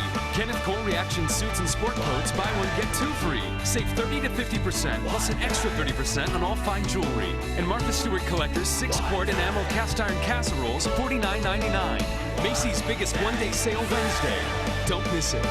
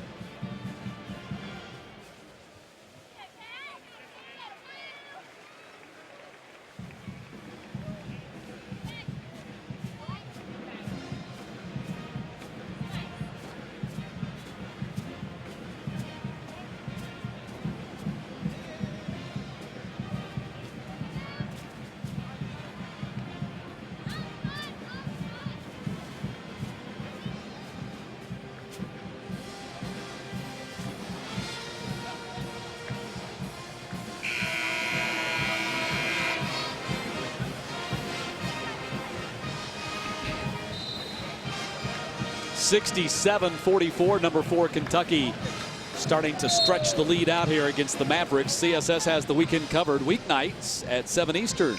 SEC football tonight. Reporters around the South ready to bring you the latest news from around the conference. CSS, the face of college sports in the South. Matt Stewart along with Kyle Macy. Big night for James Young. Career high 23, 4 better than the 19 he had last week against Michigan State. Now Wildcats starting to pull away just for the inside game. 36-22 advantage in the paint. Second chance points 20-11, and also points off of turnovers 22-11. So really extending the lead in those 3 categories. Redger Dowell and Brandon Edwards have combined for 30 of the Mavericks' 44 points.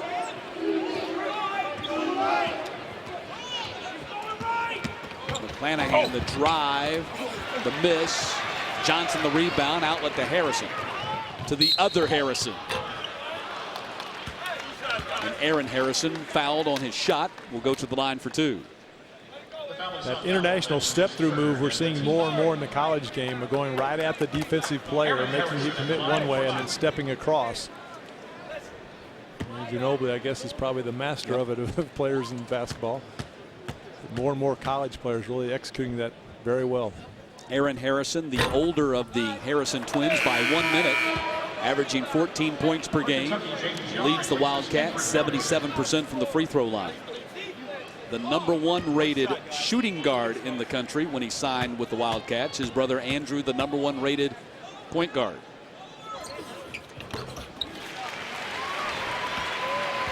A 11-0 run for Kentucky now as the lead has opened to 24.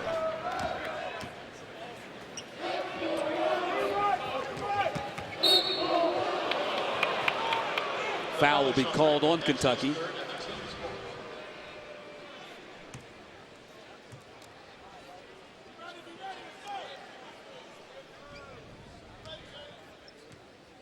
Randall picks up his third.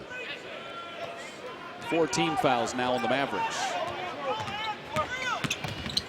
Clanahan shot blocked by Randall. That's just not going to work tonight. Harrison tried to pass back into the lane, turns into a turnover. Dillard fouled on the layup, and he'll go to the line for 2. Young will be called for the foul. Now we're going to take a look at this block here by Julius Randle, but on the other end, it really led to a fast break by the Cats. On the other end, though, Aaron Harrison kind of over-penetrated, and James Young didn't rotate back, and that allowed the Mavericks then to come down the floor and get that drive to the basket and draw the foul. That happened a lot in the Michigan State game. If the point guard goes to the basket, somebody's got to cover back and set the defense on the other end. 7 blocks now for Kentucky tonight. Yeah, again, just talking about things that they'll get better at. And just again, maybe playing, instead of playing a 3 like in high school, now playing a 2. He moved over to that position, not understanding it's his responsibility, the 2-man, that time James Young, to sprint back and start the defense. Foul will be called on Dakari Johnson. #1 on him. Funny today, Coach Cal in the shoot-around afterwards talking with us gave the story about how the players come out and say, I didn't hold. And he says, hey, look, you know I watch film, and I'm going to see it if you – they say, okay, well, maybe I did.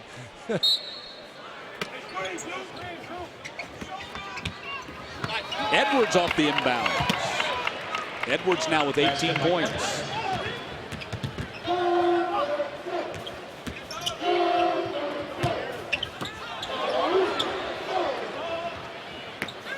Nice ball movement. Randall will go to the line. Yeah, and that's the play I'm talking about right there. He gets the ball in the low post, and he's so physical, he can just back that defender down and takes him all the way under the basket. And what made it so successful, he did it quickly. He got the ball and made the move immediately. Against Michigan State, when he was having trouble in that first half, he was holding the ball, and that allowed the defense time to adjust, come down and get the double, or sneak around maybe from the back. But that time caught it, made the quick move. Randall with a double-double in the first 4 games of his career. Just the 5th Kentucky player ever to do that, and the first since Reggie Hansen back in 1989. He's 1 rebound shy of a 5th consecutive double-double here tonight. 13 points, now 14 points and 9 rebounds. And with 10:49 still to play, I think there's probably a pretty good chance he's going to get it. Dowell had a long open look, hit the back iron.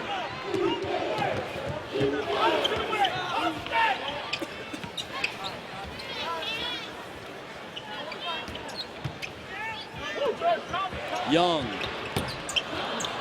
rebound, Bilbao gets it to White Miller.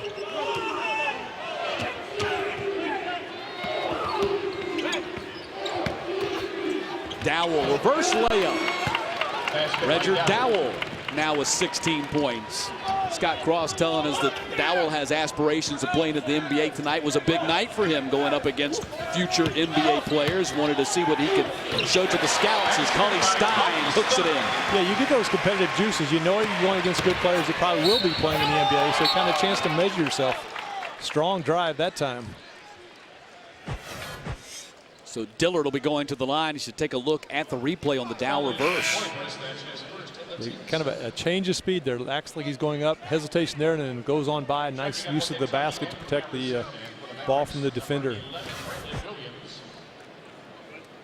7 team fouls now on Kentucky, putting UT Arlington in the bonus. Dillard averages 10 a night. He's got 9 here tonight.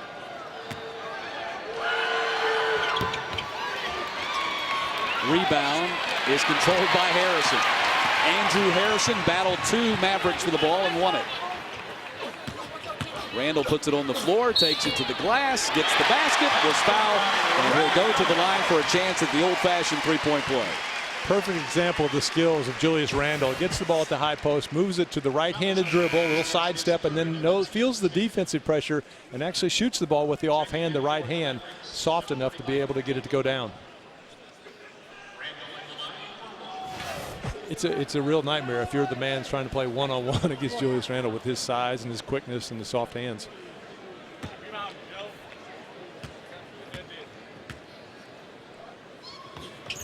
th point for Randall.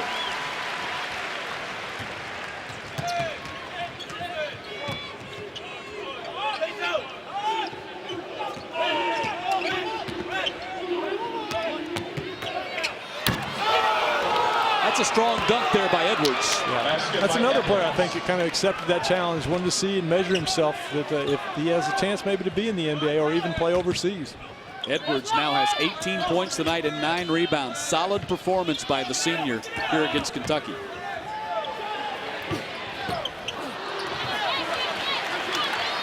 There's that 10th rebound we were talking about.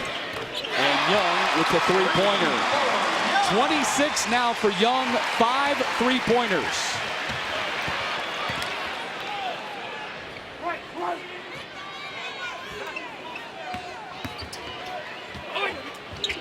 Inside Edwards, shot rejected by Cauley Stein, but a foul called on him. Yeah, a little late, but I think it was the right call. It looked like Cauley Stein got Edwards on the arm as he went to put that one in the basket. Better late than never, I guess.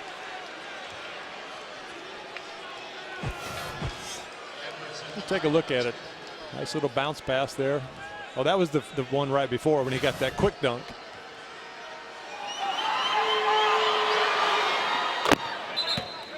Edwards showing good touch as well. Yeah, I'm really impressed with his game. 20 points now for Edwards tonight.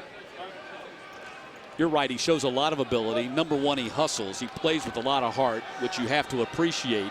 He can dunk with authority inside. He can battle with the rebound. And he can also hit the three-point shot, and he's not a bad free throw shooter. In fact, he's a very good free throw shooter. Yeah, and at that size, I would say definitely he'll get a look from someone. Yep. I mean, you can't measure a guy's heart, but when he shows it to you like that every game, every possession, you really have to be impressed. 22-point lead for Kentucky, under 9 minutes to play here at Rupp Arena. Randall. And this is going to be a problem for every team that faces Kentucky this season when the Wildcats decide to go to the post, give the ball to Randall. Who's going to stop him? Well, and that decision was made from the coaching staff of that second half of the Michigan State game. What they were doing with their dribble drive, perimeter play really wasn't working. So they had the ball go through Julius Randle on every possession. He responded with the big second half to bring the Wildcats all the way back to even before Michigan State went on that late run. But yeah, with the new rules, the way you can't control them with that arm in the back or leaning on those type of things, I mean, it really puts the defense in a bind. And if he can make that catch and spin and make the move quickly before the defense can react, I don't know how you defend it. You almost have to go zone. That's one area, too, that Cats will spend a lot of time, like I said in that first half, at the free throw line because they do attack the basket so well. Not just Julius Randle, but all the players. Kentucky a collective 13 of 22 at the free throw line tonight.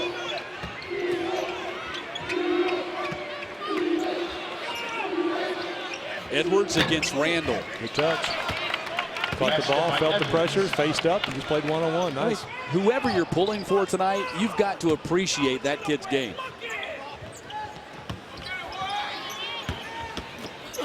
Inside Randall. And, of course, you appreciate that, too. That was a nice pass. Yeah, Randall was left open. Willie Cauley-Stein, by the way, has a double-double tonight, 10 points and 10 rebounds. But just picked up another foul. And that'll be number 3 on him with 7:54 to play, and Kentucky leading by 23.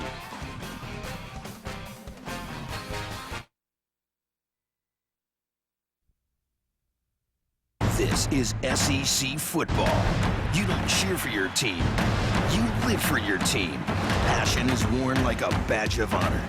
so everyone knows what side you're on, but also because it looks good. The SEC on ESPN collection, proud to be SEC. Apparel and hats available at Hibbett Sports and online at Hibbett.com. Game tested, athlete approved.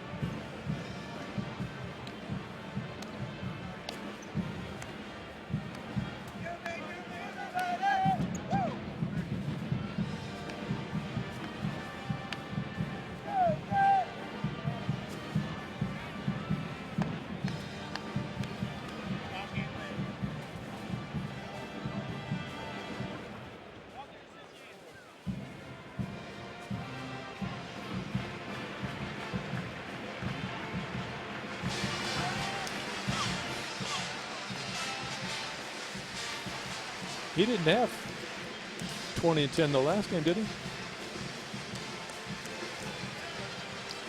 No. So it wasn't the first thing.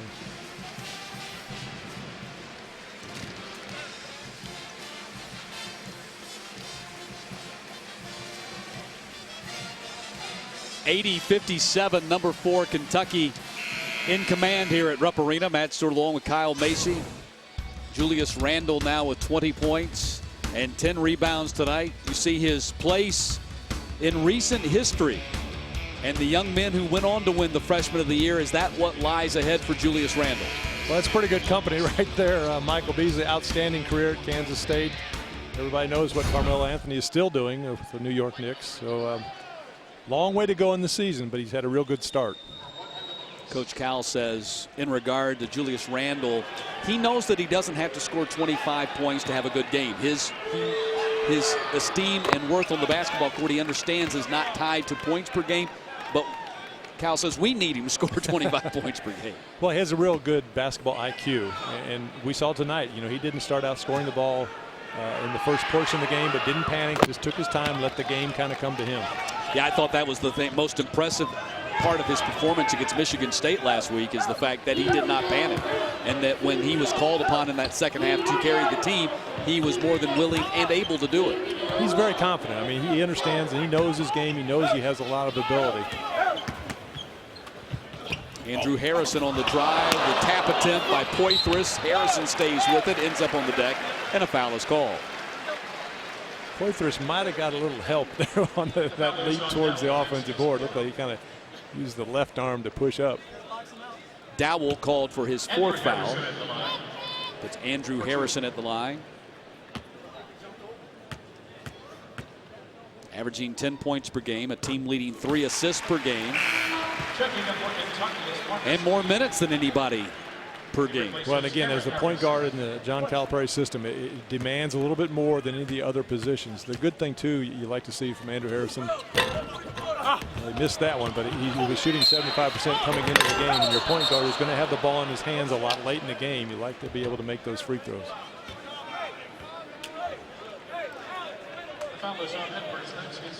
Edwards picks up his 2nd foul, and that puts Harrison right back at the line.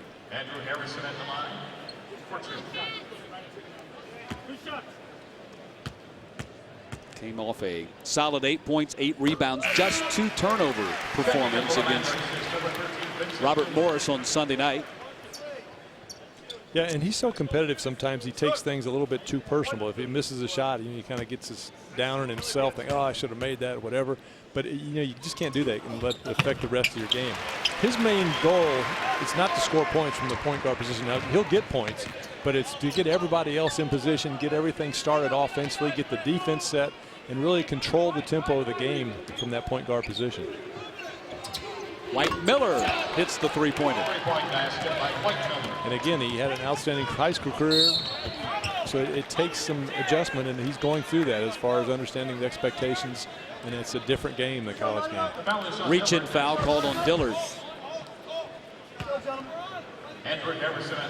Shaquille White, just a little freeze move by dribbling through the leg. Willie Cauley-Stein late coming out. That was his first basket of the ball game to go along with a couple of free throws. He's got 5 points on the night as Andrew Harrison is right back where he was a few seconds ago at the foul line. Scott Cross took his team to Allen Fieldhouse in Kansas a couple of years ago. They lost by 25, but when we talked to them at practice last night, he admitted they relish the opportunity to play in an environment in a venue like this. It's a great learning experience. If they do progress like he hopes and they make the tournament, they'll have this under their belt, playing in front of a big crowd. From here, they travel by bus, probably, and go to Robert Morris. I'm assuming it by bus. And will play.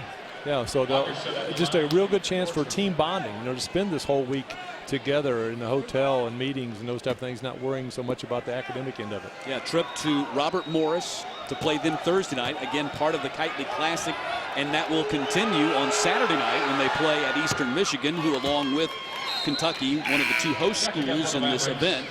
And you can't beat the payoff, a $110,000 guarantee for UT Arlington. So for the entire event, I believe, yes. That's not bad. Yeah, so they're plus you get multiple games and doesn't right, exactly. Now. So it helps their budget, also helps them, as you mentioned, build the team chemistry. Right.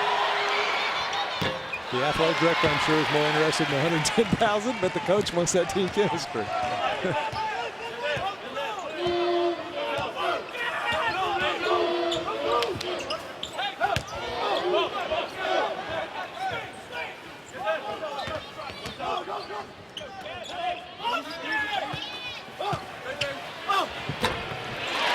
Stein with his 12th point. Yeah, real nice possession that time by Andrew Harrison, though. Just running the show. Took it to one side, nothing there. Didn't panic and over-penetrate. Took it back to the other side, made a nice post feed.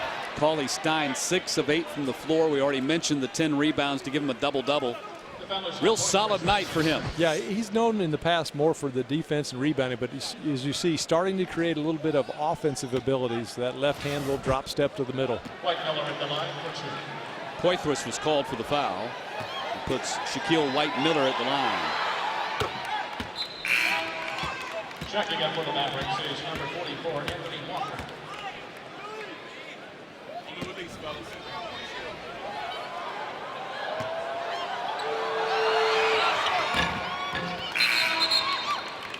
Also checking in number 22, Lonnie McClanahan. White-Miller, as he goes to the bench, kind of interesting. Led the team in assists the last 3 years. But right now, McClanahan is actually leading the team. He's 5 behind. But yeah, McClanahan's kind of taken over the starting point guard duties from Shaquille White-Miller. Lob inside for Cauley-Stein, and a foul is going to be called on Bilbao, I believe.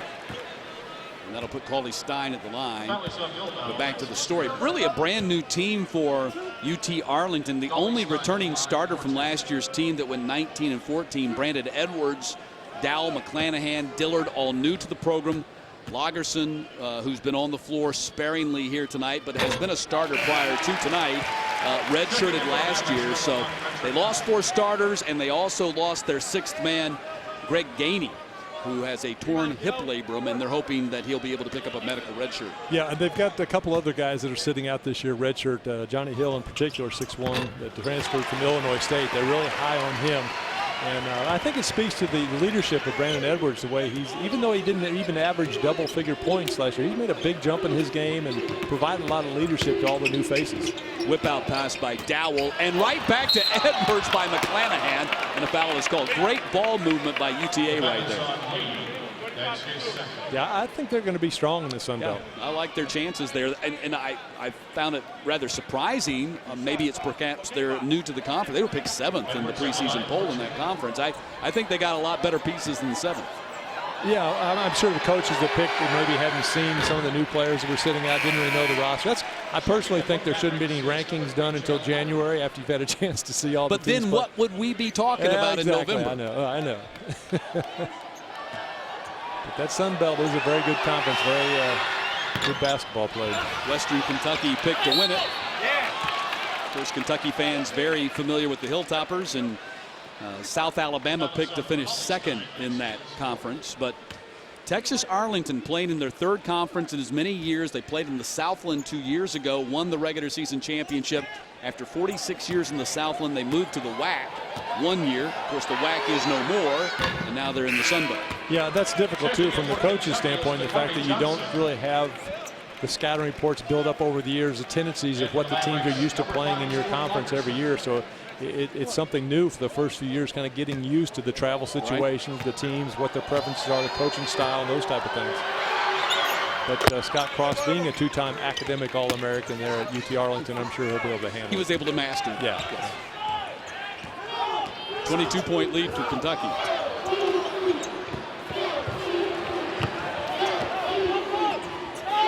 Young. Johnson the rebound, missed the putback, stays with it, got the second shot to fall.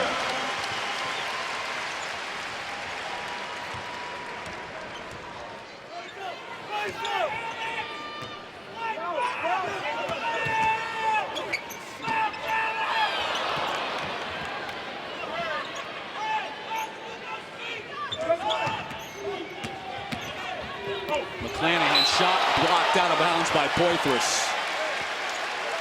And again, you see why Kentucky is able to block so many shots, not just ball defense. So the man this time that's on the ball block shot, but also secondary defenders. You see Marcus Lee coming over. He was going to get a piece of that if Alex Poitras hadn't.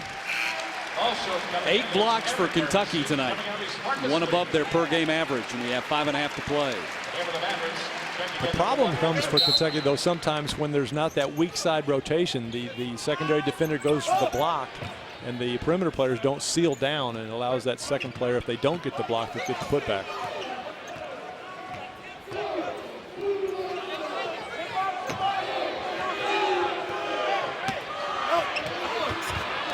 Dowell with the layup.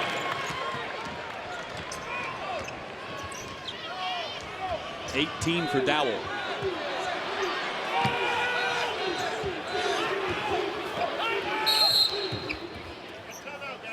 Timeout call by John Calipari. An icy stare for Poitras as he walks across the floor. Yeah, it's going to be one of those teaching timeouts. Didn't like the way they handled that trap in the half-court press. Didn't get to the right position, so he'll review that with them so in other games they'll be able to go to the right spot. Constantly teaching these young freshmen how to play the game, where they should be, making sure they execute. And again, that's one of the things that he talked to us about in the shoot-around, is they spend so much time on the teaching process right now. That, of course, well, at least from his perspective, hopefully changes as the season unfolds and they get it and then they move along in the game planning process. Yeah, that's really the difference. I mean, you've got an experienced team. You'll say, okay, let's do this drill, and they know how to do it. But a young team full of freshmen, you've got to teach the drill first and then run it. Around the SEC tonight, Butler defeats Vanderbilt in overtime. LSU at home leading New Orleans by 8. Make that 12, pardon me. Texas A&M 16-point lead on Prairie View in the second half. Auburn 26-point lead on Jacksonville State in the second half. Mississippi State 15-point lead on Mississippi Valley in the second half. And Alabama leading Georgia State 16 points in the second half. Kentucky really pounding second chance points here in the second half. They had 3 at halftime, 25 here in the second half. We talked about, we thought the emphasis would be to go inside, and Dakari Johnson again from the inside scoring. 8 points for Dakari Johnson. 5 Kentucky Wildcats in double figures here tonight, and Johnson a basket away from joining them.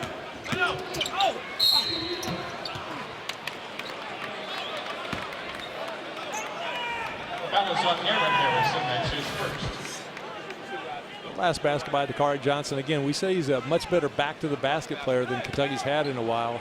Just using that size and bulk to create some space, a little soft touch with a left-handed half hook.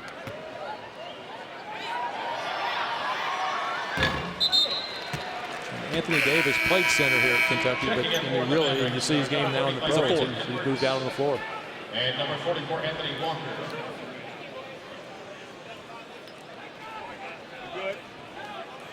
It's a nice flexibility, though, for the Kentucky coaching staff to have. I mean, they've got long players that can play outside. They've got some bulk that can play inside. And some players that can do both.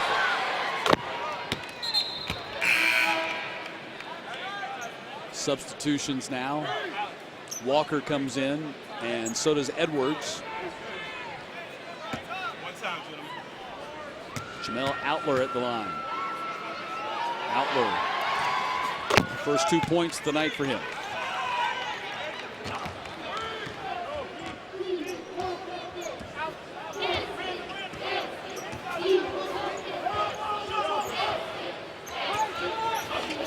Andrew Harrison left open for the three and makes him pay for it. Yeah, and I see that opened up because of what we talked about earlier, the fact that he got his teammates involved. And it wasn't much, he just passed the ball to Julius Randle, but the defense has to respond to that. And so it allowed him to get that wide open look.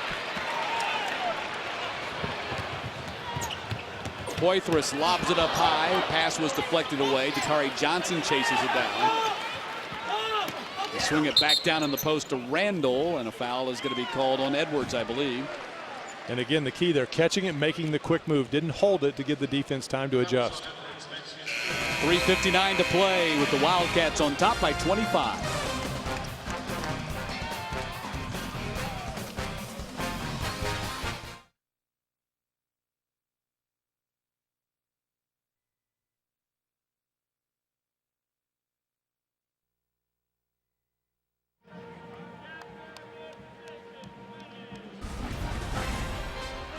SEC basketball on CSS is brought to you by Geico. Saving people money on more than just car insurance. Go to geico.com or call 1-800-947-AUTO for a free quote.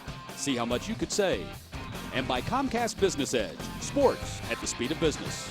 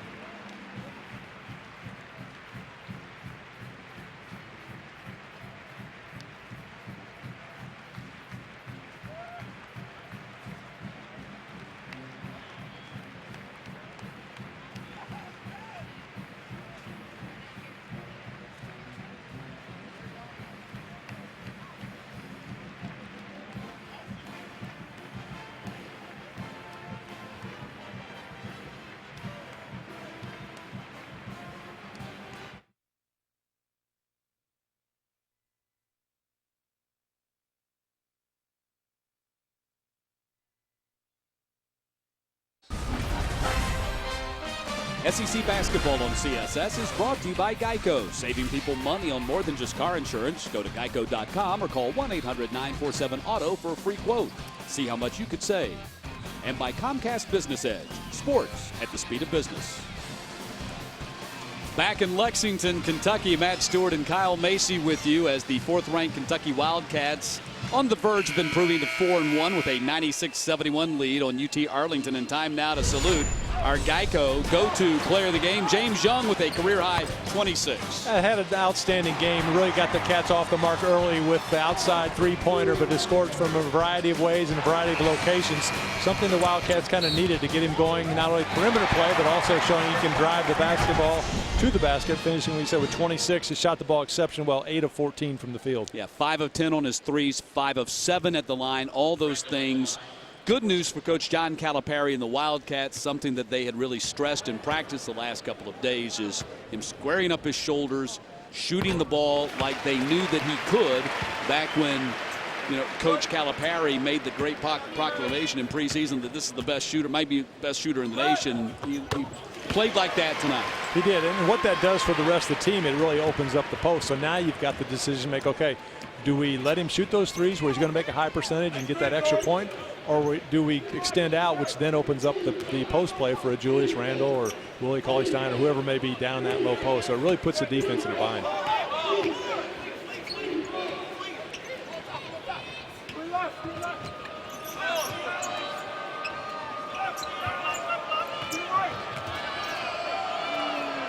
8 on the shot clock. And now less than 5. Dillard.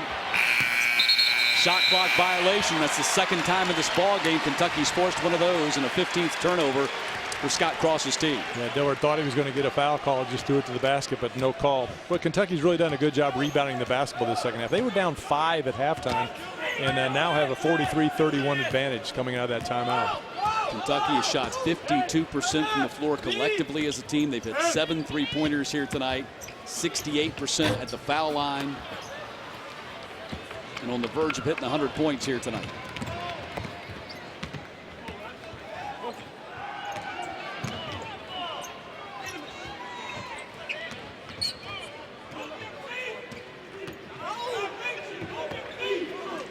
McClanahan's a young man, just has not been able to get on track here tonight. Has not scored as Dowell knocks down the 3. Dowell now with 21 points.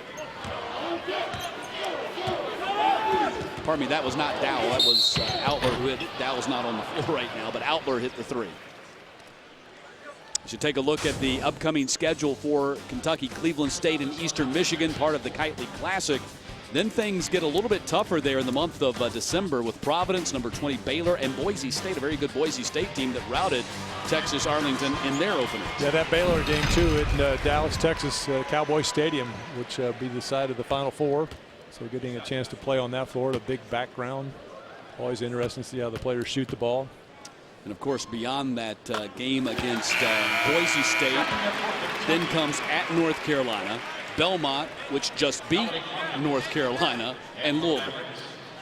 Yeah, North Carolina, you know, a little bit tainted in the fact that 2 of their best players aren't with the squad. So, I mean, you think North Carolina, it's a great victory, obviously, for Belmont, because 5-10 years from now, they won't have that asterisk saying all their players weren't there. Nobody's going to remember. Yeah, it's still a win over North Carolina. And then, obviously, the Louisville game here in the Bluegrass State, a huge game for both teams. Jared Polson gets in the ball game. That's the big response from the crowd as this fan favorite gets on the floor. Derek Willis comes to the scorers table too. We have a 30-second timeout. And a 30-second timeout as Coach Calipari is going to clear his bench here and get some of his deeper reserves in the ball game with 2:17 to play.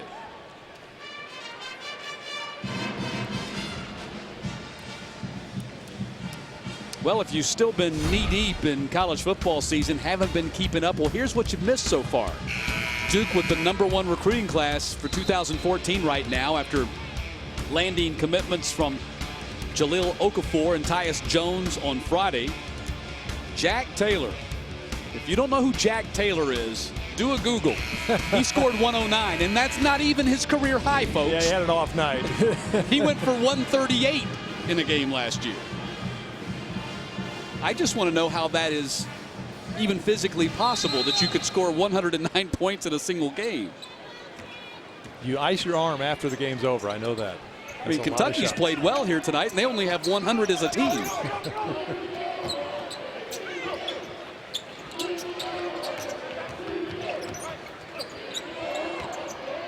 Edwards on the step back.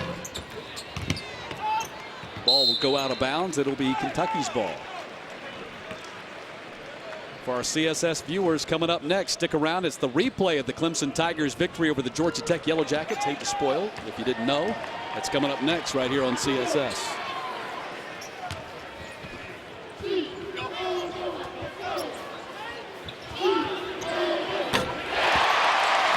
Hawkins with the three-pointer.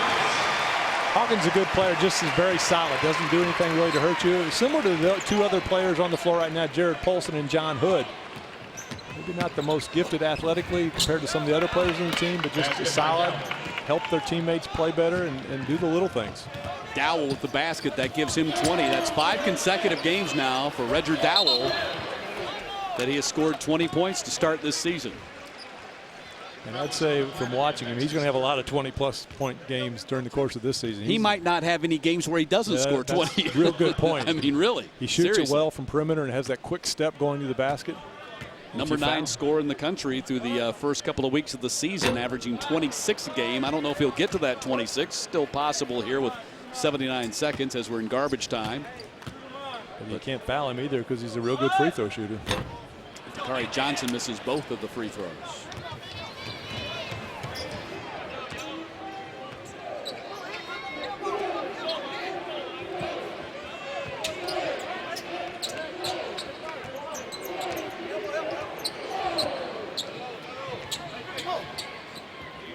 One minute left in the game. Stolen. And Outlaw fouled Hood as he went in for the jam and missed it. Yeah, grabbed the jersey.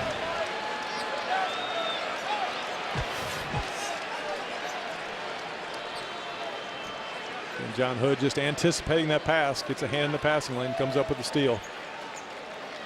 So they'll clear the lane and put Hood at the line.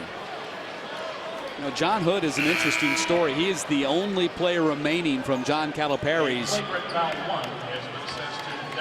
Flagrant foul one is the call. Didn't look flagrant, but by definition it is, because he grabbed the back of the jersey. He didn't clobber him over the top of the head or anything like that, but it is a flagrant one, and that puts Hood at the line with nobody there. Yeah, and that might be something the rules committee will look into as far as kind of the NBA rule where the breakaway on the foul, similar type thing, but just a good anticipation by John Hood, another former Mr.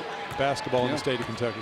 Well, here's an interesting point about Hood. Since he has been here, he's played with 17 NBA draft picks. He's played with 13 first-round draft picks. There are players in the NBA. He's played with more first-round draft picks here at Kentucky than a lot of players on NBA rosters have played with in their career.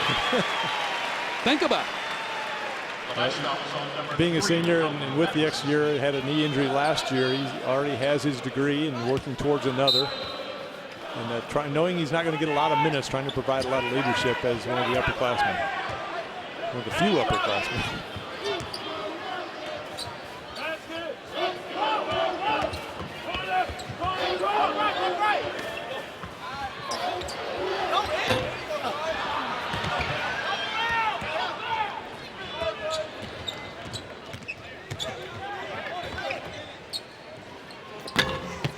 Rebound, Dakari Johnson.